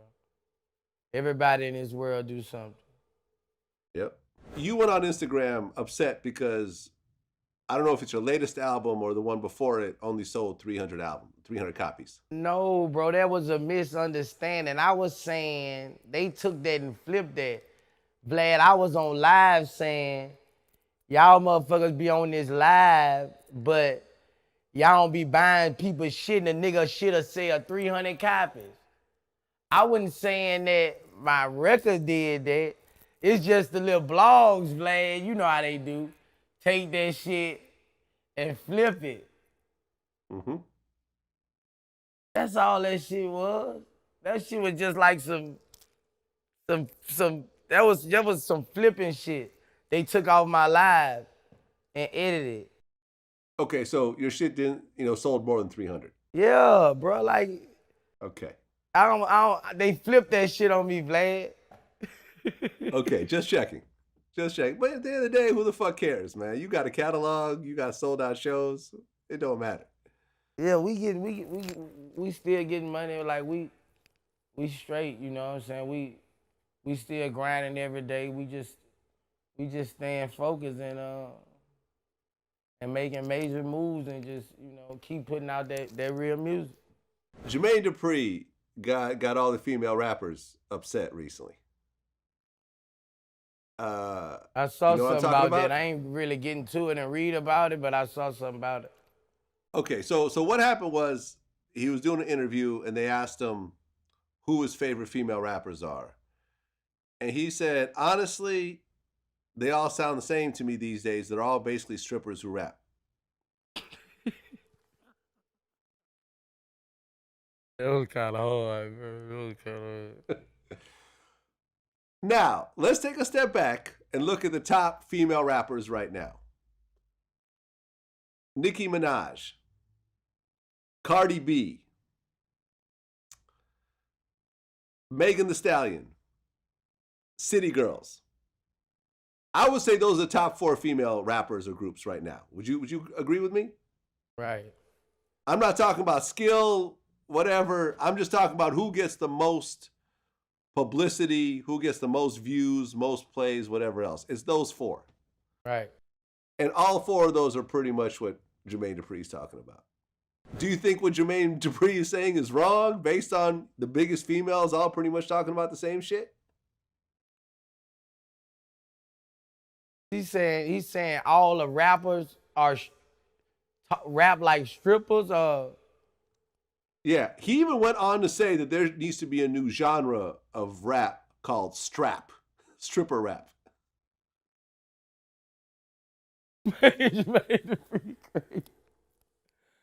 Hey, I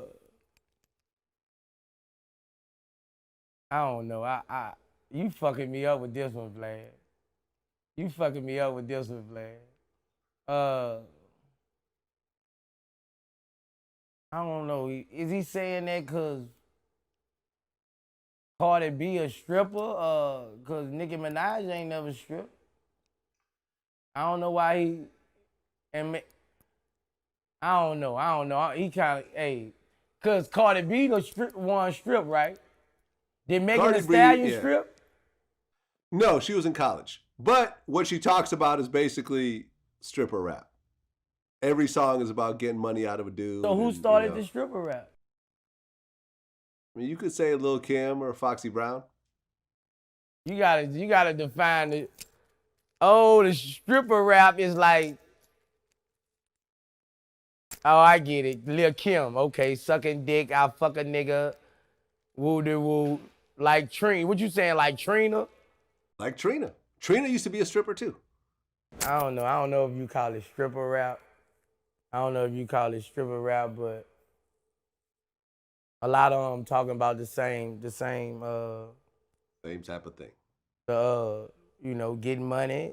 It's a hot summer shit. Most of them talking about, they talk about what they living. They getting money. They, any nigga want them. That's what they basically doing. They basically talking about what's going on. I don't really see a problem with his comments. At the end of the day, if you want to prove him wrong, come out with some different type of music. Or say, fuck it, yeah, that's what we're talking about. This is how we're getting it. This is our wave. Like I interviewed this girl, light-skinned Keisha, who kind of raps about the same thing, and she got a little heated during our conversation, but she's like, fuck it, if that's the wave you're doing, keep riding that wave. It's just about what people are into. And right now with the females, they're into the sex. They're into she's rapping about her figure, and she's rapping about how she do these niggas, and she's rapping about, her hair and shit like that or whatever. So, but at the end of the day, everybody's rapping about it in a different style. They're rapping about it in a different flow. They're rapping about it in their own way. So it's like, and this isn't new. Like, they've been doing that. Nicki Minaj has been in the game for 10 years, and she's been saying shit. Well, she's yeah, been rapping about shit. Well, and before Nicki, Lil Kim was Lil Kim and Foxy Brown Foxy at the same Brown. time, You and had they were Trina. both doing Exactly. And Come on Trina. now, Trina. You're right. Come on now, Trina's song. Look back at it. Look back at it for what? Like, period. Look back at you for what? I'm trying to concentrate on busting me a nut. Like, period. Period. This is stuff before our time. So it's like, why now is it an issue? Oh, I think all females are rapping about the same thing. But at the end of the day, like, you have to also pay attention to what people are feeding into. Like, there are great artists like Tierra Whack and, so forth and so on. But at the end of the day, they're making it seem like the only thing that they're going to pay attention to and ride to is the sexual shit, is the shit that we be talking about in our music. You know what I'm saying? About everything that we're talking about. So it's like, don't judge us, just respect us. And at the end of the day, if all of these women are making a grind out of it, why hate on it? If they getting their money off of it, why hate on it? But I'm not saying that Jermaine Dupri is I'm not hating on it at all. I'm just observing. That's what's feeding your motherfucking family. Fuck that. Fuck what I'm talking about, bitch. That's what feeding your family. Do your motherfucking thing. Ain't nobody give you shit when you wasn't talking about it. And now you winning, you better keep talking about it. Shit. There you go. We recently had an interview with Kefee D. You heard about this? Nah. Kefee D is the uncle of Orlando Anderson. Oh, I know who Keefe D is. He was in the car when Tupac's car got shot up in Las Vegas. Right. And he actually came on VladTV and did an interview. It was an interesting interview. I mean, it's still an open case. But he wrote a book about it. Why do you think that someone could be involved in such a serious crime but want to go and do interviews and talk about it?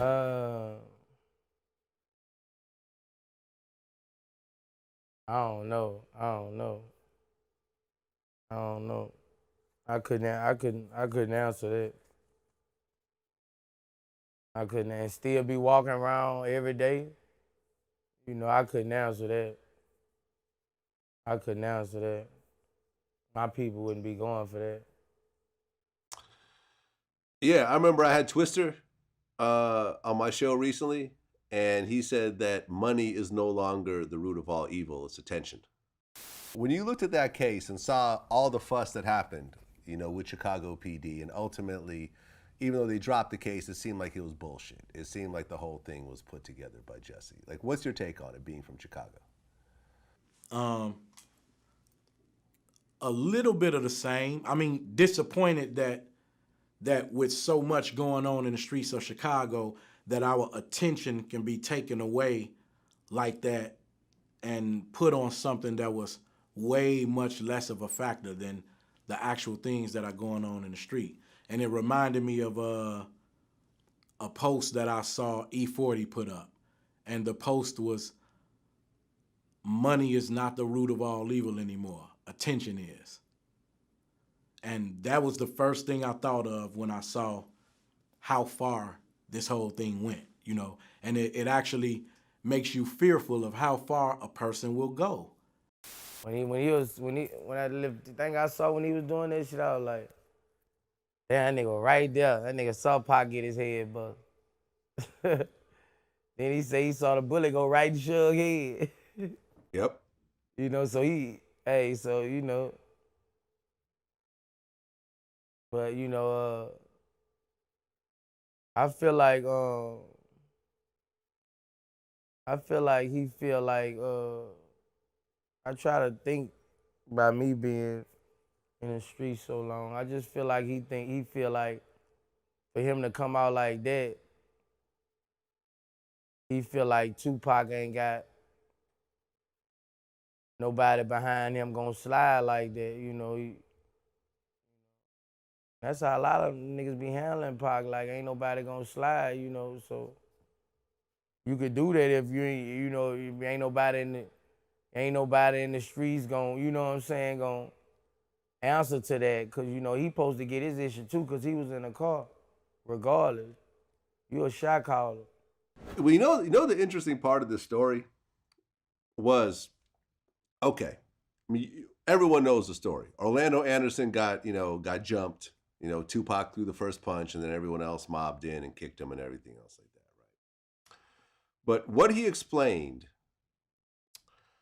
was that after that happened, Orlando wanted to fade with Tupac. He wanted a one-on-one fight. And Kefee knew Suge Knight since they were kids. They had run into each other. It was friendly. It was respectful, whatever else. Keep in mind, Kefee D was a major dope boy. Right. Was moving kilos. Had a Pablo Escobar connect. Yeah. Right. And that's established. He's not making that part up. I've talked to people who were around him during that time. They all co-signed this. Right. So you got this major dope boy, and you got the major, Suge Knight, president of a major record label.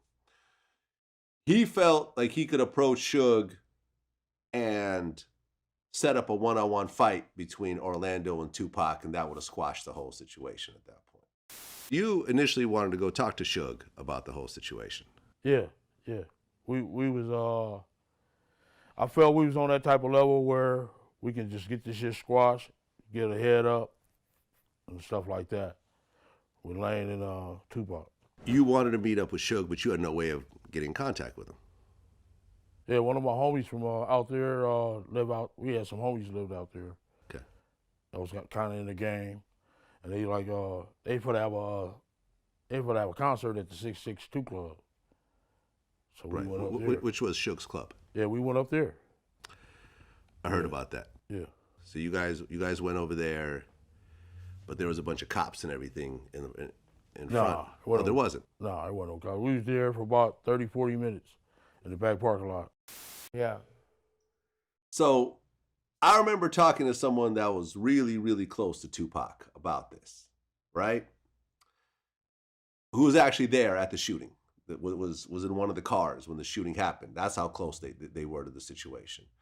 So I'm like, all right, this is stupid. Like Tupac would never fight this dude. And they said, actually, Tupac would have done it. If that idea was brought to Tupac, yeah, the dude that you just punched, he wants to have a one-on-one fight with you, they said Tupac would have absolutely done it. Yeah. Because Tupac would fight motherfuckers. He would fight his own crew sometimes. Yeah. And then I'm like, well, Suge would have never let it happen. He's like, you tripping. Suge would have loved that shit. Suge loves watching motherfuckers fight and chaos and shit like that. And, you know, if this was an easy way to settle this situation, Suge would have done it too. So all this could have ended with a one-on-one fight between two men. And they would have walked away with some bruises, and that would have been the end of that. Nah, that shit wouldn't have been the end of that. No? I don't think it would have been the end of that. Especially if one got the best of the other. I don't think it would have been the end of that like this. I don't think they would have been to control Pac and they people if Pac would have got his fucking face bust all over. I don't think Kefee D would have been in control Orlando if he'd have got his face bust all over. You know what I'm saying? I don't think that fight would have ended it or nothing like that. I don't feel like it like that, cause from what I heard, you know, Orlando was about his business. So if Tupac beat me up, what I'm gonna do when I catch another motherfucker from death row slipping somewhere? You think I'm gonna let that shit ride? Nigga gonna jump on his ass. And they gonna say, no, me and Tupac good, but he had to get it. That's how niggas play street games. So you've never seen a situation get bad and two motherfuckers just go and fight and then it's over at that point, or do things usually escalate? Oh, yes. It happens all the time around here. Yeah, they was fighting the other night out there. Really? Two of my partners, yeah. And is it usually over at that point, or? Around here it really? is. That shit over with, man. That shit over with. Whoever get the best of each other, that shit over with, man. Y'all ain't gonna kill each other. Y'all, it's over with, man. You know, y'all been wanting to do that anyway. You know, hey, it always be one picking on another. Yeah. Or it's some shit where it just be, you know, like, I'm the type, you know, if I see one of y'all just keep on itching to fight, before this shit happens somewhere else, y'all just gonna fight, man. So y'all can know, he can know not to play with you, you can know not to play with him. Y'all just gonna fight, man. Yeah, that's how it was at Death Row. Motherfuckers would have issues with each other and a fight would just break out. He told me Tupac would pull over on the side of the road and want to fight motherfuckers. Like, he'd get so angry. Like, yeah, man. Well, listen, rest in peace, Tupac. It's a tragic situation. How do you feel about Kefee D confessing to his nephew killing Tupac, even though his nephew was dead at the time? Keefe D, he a rat. You know, he did that to get out of trouble. Right. You know, he did that to get out of trouble, so he a rat. You know, he did that to get out of trouble. You know, he basically did that to get out of trouble. You know, I just feel like he was gonna take that to the grave. You know. So, if you were facing 25 years. I don't give a fuck what I'm facing, Vlad. We live by codes, man. I don't give a fuck, man. Niggas be talking about all that rap. Nigga ain't folding, you put yourself in that position, you fucked up. Anybody put themselves in that position, nigga, you fucked up. It's on you now. Whatever go I come at you, it's on you, man. You fucked up. Nigga, you did that. Fuck all this, who did that, who doing this, and all. You did that. Fuck Okay, all that. So telling on someone who's dead, that's still considered snitching in your book. Yeah. Yes. Okay. Yes. You still you ain't have to do that. You ain't have to do that. You ain't have to do that to your nephew, dog. You ain't have to put that much hatred across the world for your nephew. You didn't have to do that to your nephew. Fuck, you know, more people wanted Pac here than dead. You know, you ain't, you know what I'm saying? Your nephew could have went out. You could have put even though your nephew was a legend, he could have died a legend that had the Google Big Boss Crips in L.A., not the person who killed Tupac. You know what I'm saying? You certified that shit, dog. Like you put the icing on the cake. You told what everybody was waiting to motherfucking hear. What everybody was waiting to hear. You ain't have to do that to your nephew, dog. Real shit, you know what I'm saying? You the boss, man. You know how it go, dog. You know how it go, dog. Well, here's another interesting angle. I interviewed Freeway Ricky Ross, and he testified against the police. And he said when he was in prison, certain people were calling him a snitch because he testified against the police. You yourself never snitched on anybody, but you did testify against the police. Mm-hmm. I caught slack behind that. Did certain people consider that snitching? In jail, they did. And it was usually like the guys who were like shot callers from different neighborhoods who felt I got off from that case and they didn't get off. But yeah, they did. Do you consider that snitching? I mean, fucking right. I live by a code, bro, where you don't get on that stand. Against the police. The police. What the police did, I don't get it. I don't know his case. What happened? The police, I think, were like extorting him and you know, trying to, you know, muscle in on his business and all types of other shit. The police were just as crooked as what he was doing. So he ended up testifying against the police and he beat his case over that shit. I don't know. I don't really want to comment on Rick shit, dog. I ain't lying, because that's my nigga. Okay. That's my nigga, dog. I was happy to see him home, dog. I don't know the specifics of his case, though. But I was just glad to see him home. Yeah, listen, I fuck with Freeway Ricky. He's been on my show a bunch of times.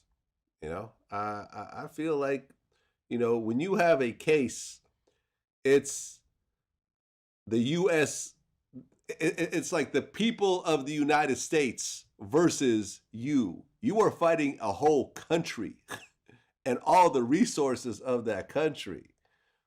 Like, that's an unfair fight. Yeah, it is. Yeah, that is. That's an unfair fight, man. That's fucked up. So they was giving him the dope. It was something like that, man. It was like, it was a bunch of dirty cops. Man, I heard Ronald Reagan was getting him the dope and shit. Yeah, the Iran-Contra thing. It was basically what they were doing was they were allowing him to sell drugs and then taking that money and financing a war in South America because they didn't have the budget to get the guns to South America. So they were using the dope money profits to buy the guns for a war they wanted to fight in South America by arming one side of the conflict. You see what I'm saying? Yeah. And then they turned around and busted Freeway Ricky when they were all done with that. See what I'm saying? It's a dirty game on a level that you and I cannot comprehend. Yeah, I can't comprehend on that. You know, we spoke about Nipsey Hussle earlier. Now, Nipsey Hussle's first child was being raised by Nipsey. Yeah. And Lauren London. His baby mother didn't have custody at the time that he had passed. But from what I understand, he was still supporting her financially. But after he died, she said that they cut her off completely, and now she's trying to take him to court and trying to get custody and stuff like that. And it's a very interesting situation, you know, as someone who has baby mothers. You know, it'd be interesting to get your point of view, because you're not supporting the child, you're supporting the mother, because you're supporting the child yourself in your own home. should you still take care of the mother even though you have custody of the child? No. No, you shouldn't take it. It's called child support. That's what it's called, child support. I just, I was just finna have an argument with my baby mama about the same thing. My kid's been with me for 3-4 months. But you still want the full child support. They ain't gotta call you for a Big Mac. They don't gotta call you for nothing. Last month they showed me a little love. I ain't gonna lie, I appreciate that, but I just don't be feeling like that's right, man. They with me the whole time, and I gotta spend all their money. Like, you ain't gotta spend $1 on them. So where that's going? What it's nothing is going on them because they good, like they living. So that's what I get mad about sometimes, like 3 months, 4 months, they with me, like, damn. It called child support. Why? Where that's going? That's what I be. Feel what I'm at? See where I'm at, bro? Yeah. Well, do you have full custody of any of your kids? we got part-time because I get them on holidays, and I get them on all holidays in the summer. Okay, and is it because of your lifestyle, having to travel all the time? Why you don't feel Just certain reasons. My little boy live with me, and my baby girl, she live with me most of the time. But if I could have it how I want it, I want all my kids with me. Like, that's why I built this big ass house, man. Yeah, I mean, we talked about how your kids got to leave your house and then go back to a much smaller house or an apartment afterwards. I mean, you're not really playing fair when it comes to that type of thing. Yeah, but it come back on me because, my kids' mothers, they be on their ass. Like, my kids gotta be sleeping in the bed for certain times. Like, my kids' mothers, one thing about my kids' mothers now, they be on their ass about, getting in bed and school and shit. So when they come to me, it's like they wild animals. It's like they get out, it's like they wild animals, Vlad. They stay up days, bro. Like, and I catch the backlash. They think I'm having all the good, but I catch all the backlash and the wildness, you know what I'm saying? But back to the other subject, I just don't be feeling like that be right, but, you just gotta be able to try to work it out with you. So y'all don't argue, because when you argue, that make everything messed up. Okay, well, you gave Tootie Raw the Jaguar because he just turned 16, right? Yeah. You have 2 older kids. How old are they? One finna turn 17 and one finna turn 18. Okay. At the point that your oldest turns 18, is the child support over? Yeah. Okay. Do you have any other children with the woman who has that child? Yeah, 2 more. 2 more. Okay. So she's going to continue getting checks even after 18. After the oldest turn 18. The 17-year-old and 16-year-old. The 17-year-old, I'm gonna be done with her mama. Okay. So and Tootie mom, I'm gonna be done with her mama. Okay. Yeah. What's going to happen, you think, once those kids turn 18 and the child support stops? Do you think that their moms are going to be okay, or do you think that it's going to be a problem? That's not my problem because, my child is grown. I'm not obligated to take care of that woman. I'm obligated to take care of that child. And now I'm not obligated to take care of that child. That child gotta be grown itself. So I'm not obligated. Whatever happens with them, that's on them. If they ain't, then that's on them. That ain't my priority. It's just a very interesting situation that when someone has been getting a regular check for 18 years and they're getting it every month and it's always coming, and it's coming, and it's coming. And, you know, you could say it's for the child, but I don't know really any woman who's getting child support from a man with money that's not using that for her own lifestyle as well. Let's just keep it 100. Right, right. Let's just keep it 100. That's a fact. You know, that suddenly that gets cut off. You know, what do you do with your life after being accustomed to just having that money come in every month? Like, I don't know. You probably gotta, you know, get a job or find a nigga with some money and fuck him. You know, something. You gotta do something. You know. But it ain't like I'm on no motherfucking $10,000 child support. It all add up to it, but you know, I only pay a couple thousand. yeah, man. You know, and when I look at the child support situation, it reminds me of the trust fund situation or the welfare situation, however you want to look at it. I was talking to a friend of mine, and I'm not going to say any names, but he has a child with someone whose uncle was a major celebrity. And, you know, their grandmother set up a trust fund for him, right? So I said, okay. And this child now is grown. And I'm like, well, what are they doing with their life?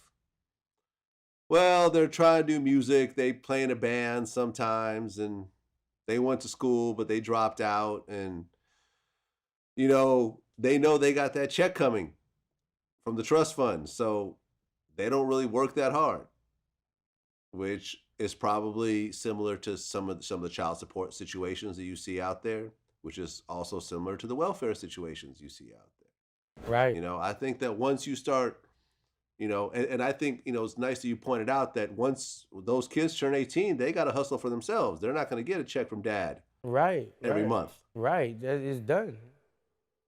It's done. And people, like women need to know that, like it's called child support, man. And so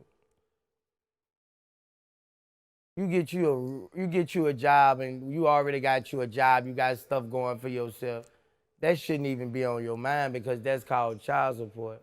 Let that just go into a trust fund, or let that just go into an account for that child from 6 years old to 18. Mm-hmm.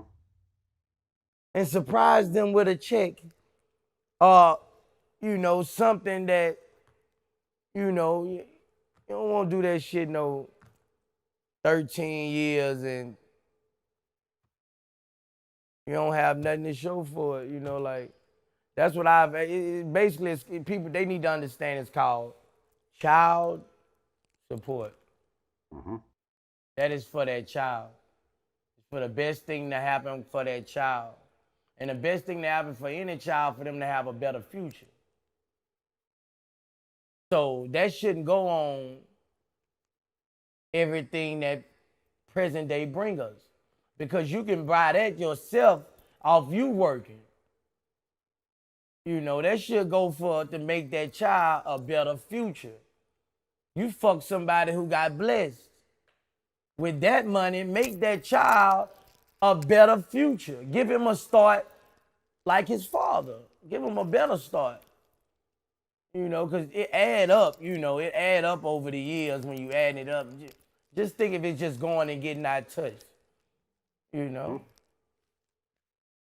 Oh yeah, yeah. If you put, let me tell you, if you put $10,000 a year aside for 18 years and let that interest compound at 5-10% a year, you're gonna have like $1 million by the time you turn 18. Easy, probably a couple million. Especially for the women getting, you know, like 24,000 a year, you know, 26,000 a year. Man, you gotta think about their future, you know. Well, look, Gucci Mane, now he's ordered to pay $10,000 a month in child support, and he had to pay a bunch of back pay as well. I think like over $100,000 in back pay. Yeah.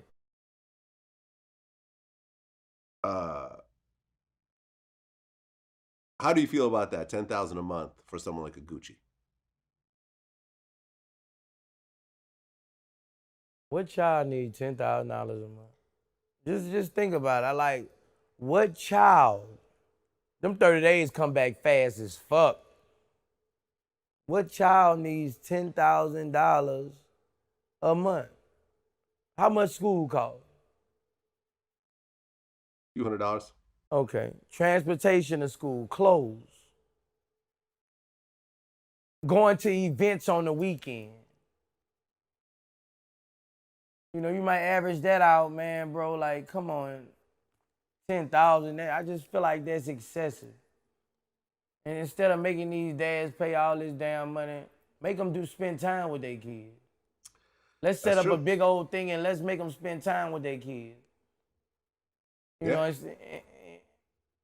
because, you know, a lot of that money getting misused, Vlad. A lot of that money getting misused, bro. Like, I'm telling you, bro, I be seeing situations with boss niggas I fuck with. A lot of that money getting misused, bro. Like, a lot of that money really getting misused and getting used on the women and their lifestyle. I'm going to say it. Fuck it. Yeah, I mean, she was making $2,076 a month, and now she sued for $20,000 and she got 10. Well, I mean, you know, I have mixed thoughts about this because I feel like, well, listen, Gucci got money, and his child should at least have a comfortable lifestyle. His child should not be in the projects, you know, or on Section 8 or in a dangerous area if he's got money like that. That's his child. Right. You know, I understand that his child is mentally disabled. Oh, I ain't know that. I ain't know that. Yeah, I heard about that. Yeah. I ain't know that. They need a little bit more. If he mentally disabled, she do need a little bit more money, you know. Right. If somebody mentally disabled. Yeah. A lot of times, bro, man, these baby mamas, a lot of times they don't want the child living with you. They don't want the child living with you. I'm telling you. It ain't that him probably don't want. It be the baby mama don't want the child living with him. You think a nigga don't be want they seed, they child in the same household, seeing this? It be a lot of times it be the mama don't want the child living with the daddy. It's something they hold up inside. I ain't gonna really say that about his situation because that's a mental child because they're gonna have to be some, you know, the mama gotta probably be more hands-on than anything. Right. Well, how many children do you have right now? I got 8. Any plans for more? I kind of want another little boy.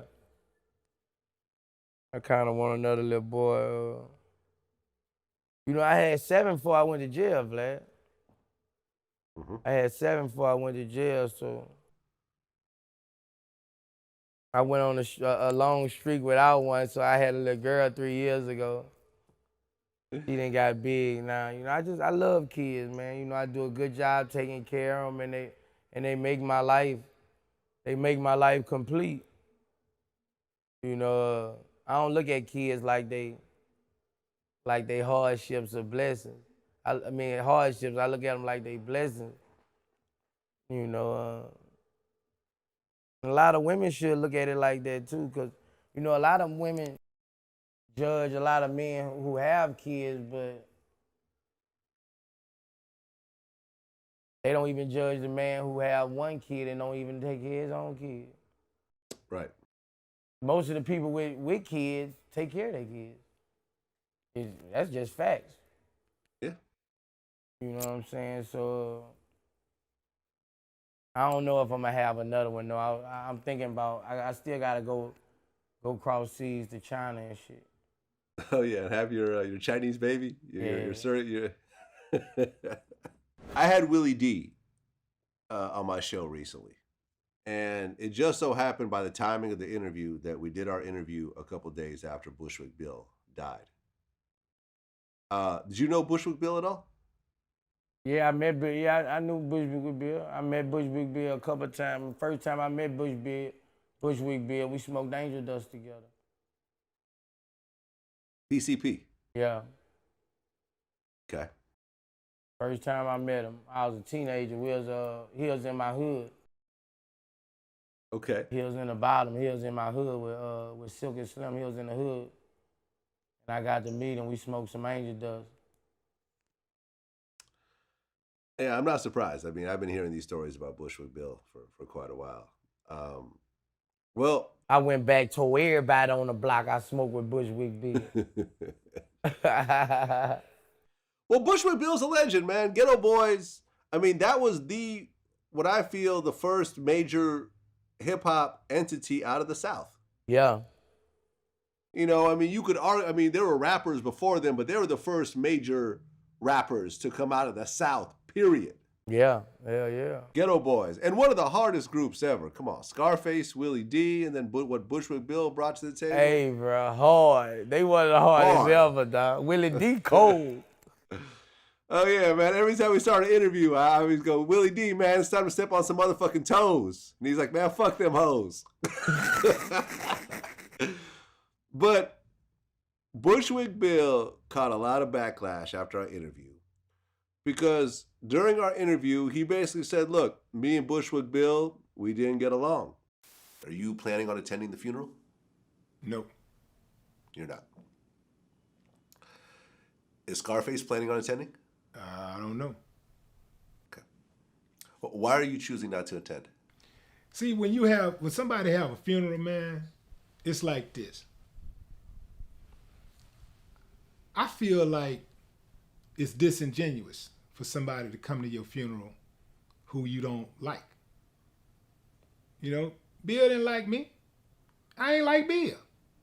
You know what I'm saying? That's the truth. This ain't no phony shit. I know that everybody want to hear some politically correct shit and all that, and but that's the truth, bro. The truth is the truth.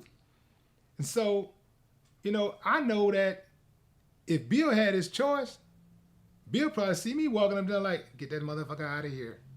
And the family got upset. A lot of the fans got upset. But the way I look at it is like, Willie D's been saying this shit in VladTV interviews while Bill was alive. Yeah. How do you feel about a situation like that? Someone dies and you don't really have a lot of good things to say about that person.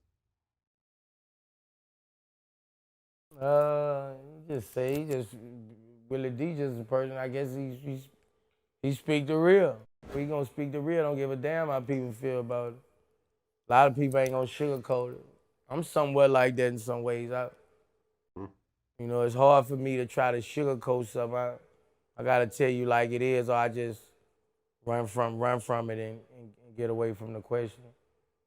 But R.I.P. Bushwick, man. Yeah. And it's funny because I had Godfrey on my show recently, the comedian, and he told me that a lot of fights happen at funerals. I talked to a funeral director, and because I had some stuff go down in my family. Not going to bring it. It was very minor, but it happened. We're all good. And I talked to the funeral director.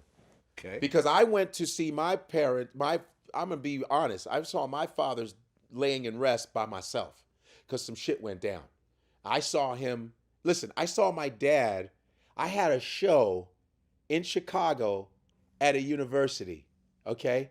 And my dad's body was laying down the street from that show I was doing. And I had to do my show, suck it up, do my show, and go see my dad's body right after the show. And I saw my dad's body, and I talked to the funeral director, and I said, yeah, he said, why did you come by yourself? I said, man, there's a whole bunch of stuff going on right now. I can't, blah, blah, blah. He goes, oh, that's typical. I said, really? He goes, every time. He said, I've been doing this shit 30-something years, always fights. Have you seen this type of thing happen? Yeah. It just happened. Arguments happen, people see people.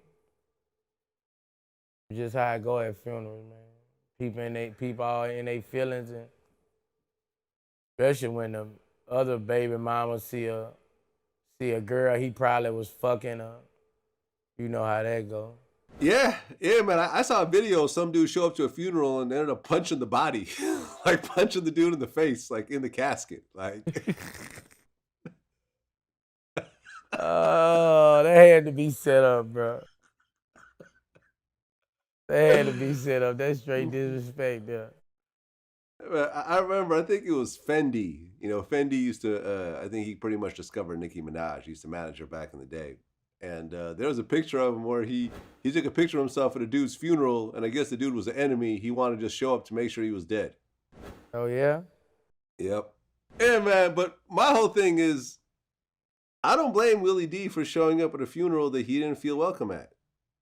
Right. I'm not showing up at no funeral I don't feel welcome at neither. Yeah. You know, cause you know, if you ain't like me, I know all your people ain't like me. So how they gonna feel when I'm coming in here? Anything might go down. We done whipped guns on each other.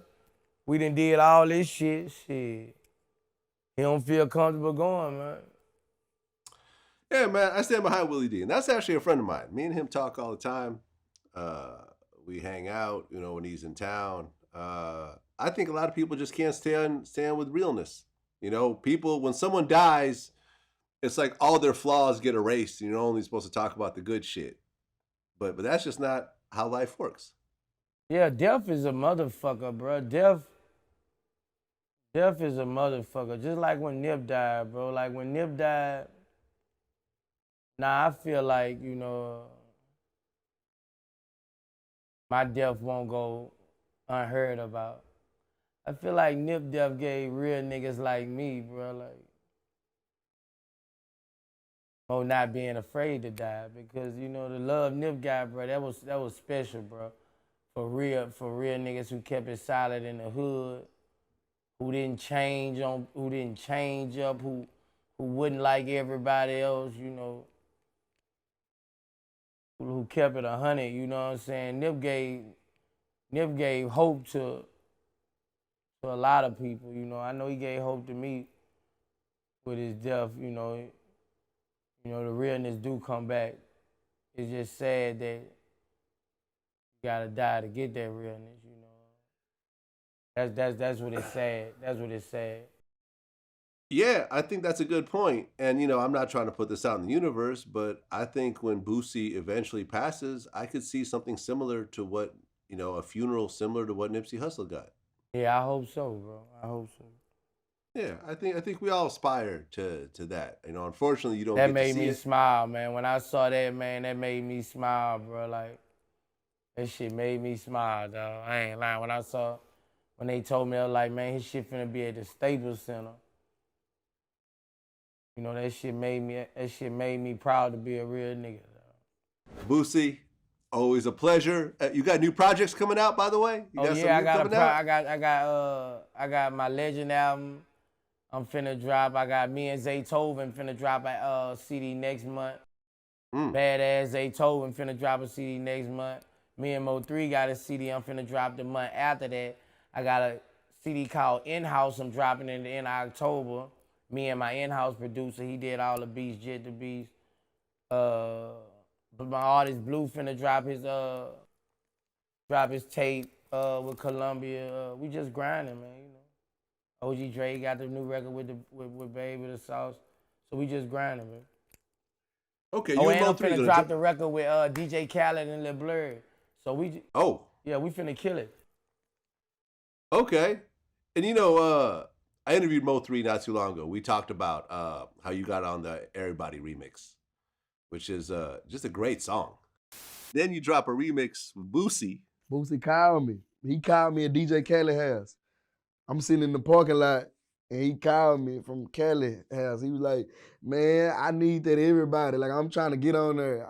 I was like, yo. He was like, nah, for real. Send it to me right now. I'm at DJ Khaled house right now. I'm finna get in the studio. I sent him that bitch. I mean, that's a hell of a song. Appreciate it. That's real. It's a hell of a song. And honestly, I mean, I like Boosie's version as well, since I'm a Boosie fan, but really you held that song down by yourself just fine. Like, Appreciate it. Yeah, and I think it's one of these like kind of messages that everyone can relate to. It's I lost all my friends. All right, man, that's dope. A mixtape with Mo3, I think that's dope because Everybody was a hell of a song. Yeah. And, you know, I just interviewed Yellow Beezy. I'm really hoping that him and Mo3 eventually work out their bullshit. Right, I think both of them are way too talented to be beefing like this with each other. Right. And the fact that there's so much attention on Dallas right now for the first time in fucking forever. Right. That if they can figure out a way to work it out, the whole city's gonna win. Right. Exactly, man. Boosie, always a pleasure. Always a pleasure, Vlad. You know, every time you call me, we got the Everybody Ain't Your Friend album finna drop, so we gonna keep on killing it, Vlad. They always tell me, they in my DM, man, when you going back to Vlad? Yeah, they're in my DMs talking about when's Boosie coming back on. You know? Well, a couple million people are going to get to check this out all over again. That's what it is, my brother. Salute. All right. Peace.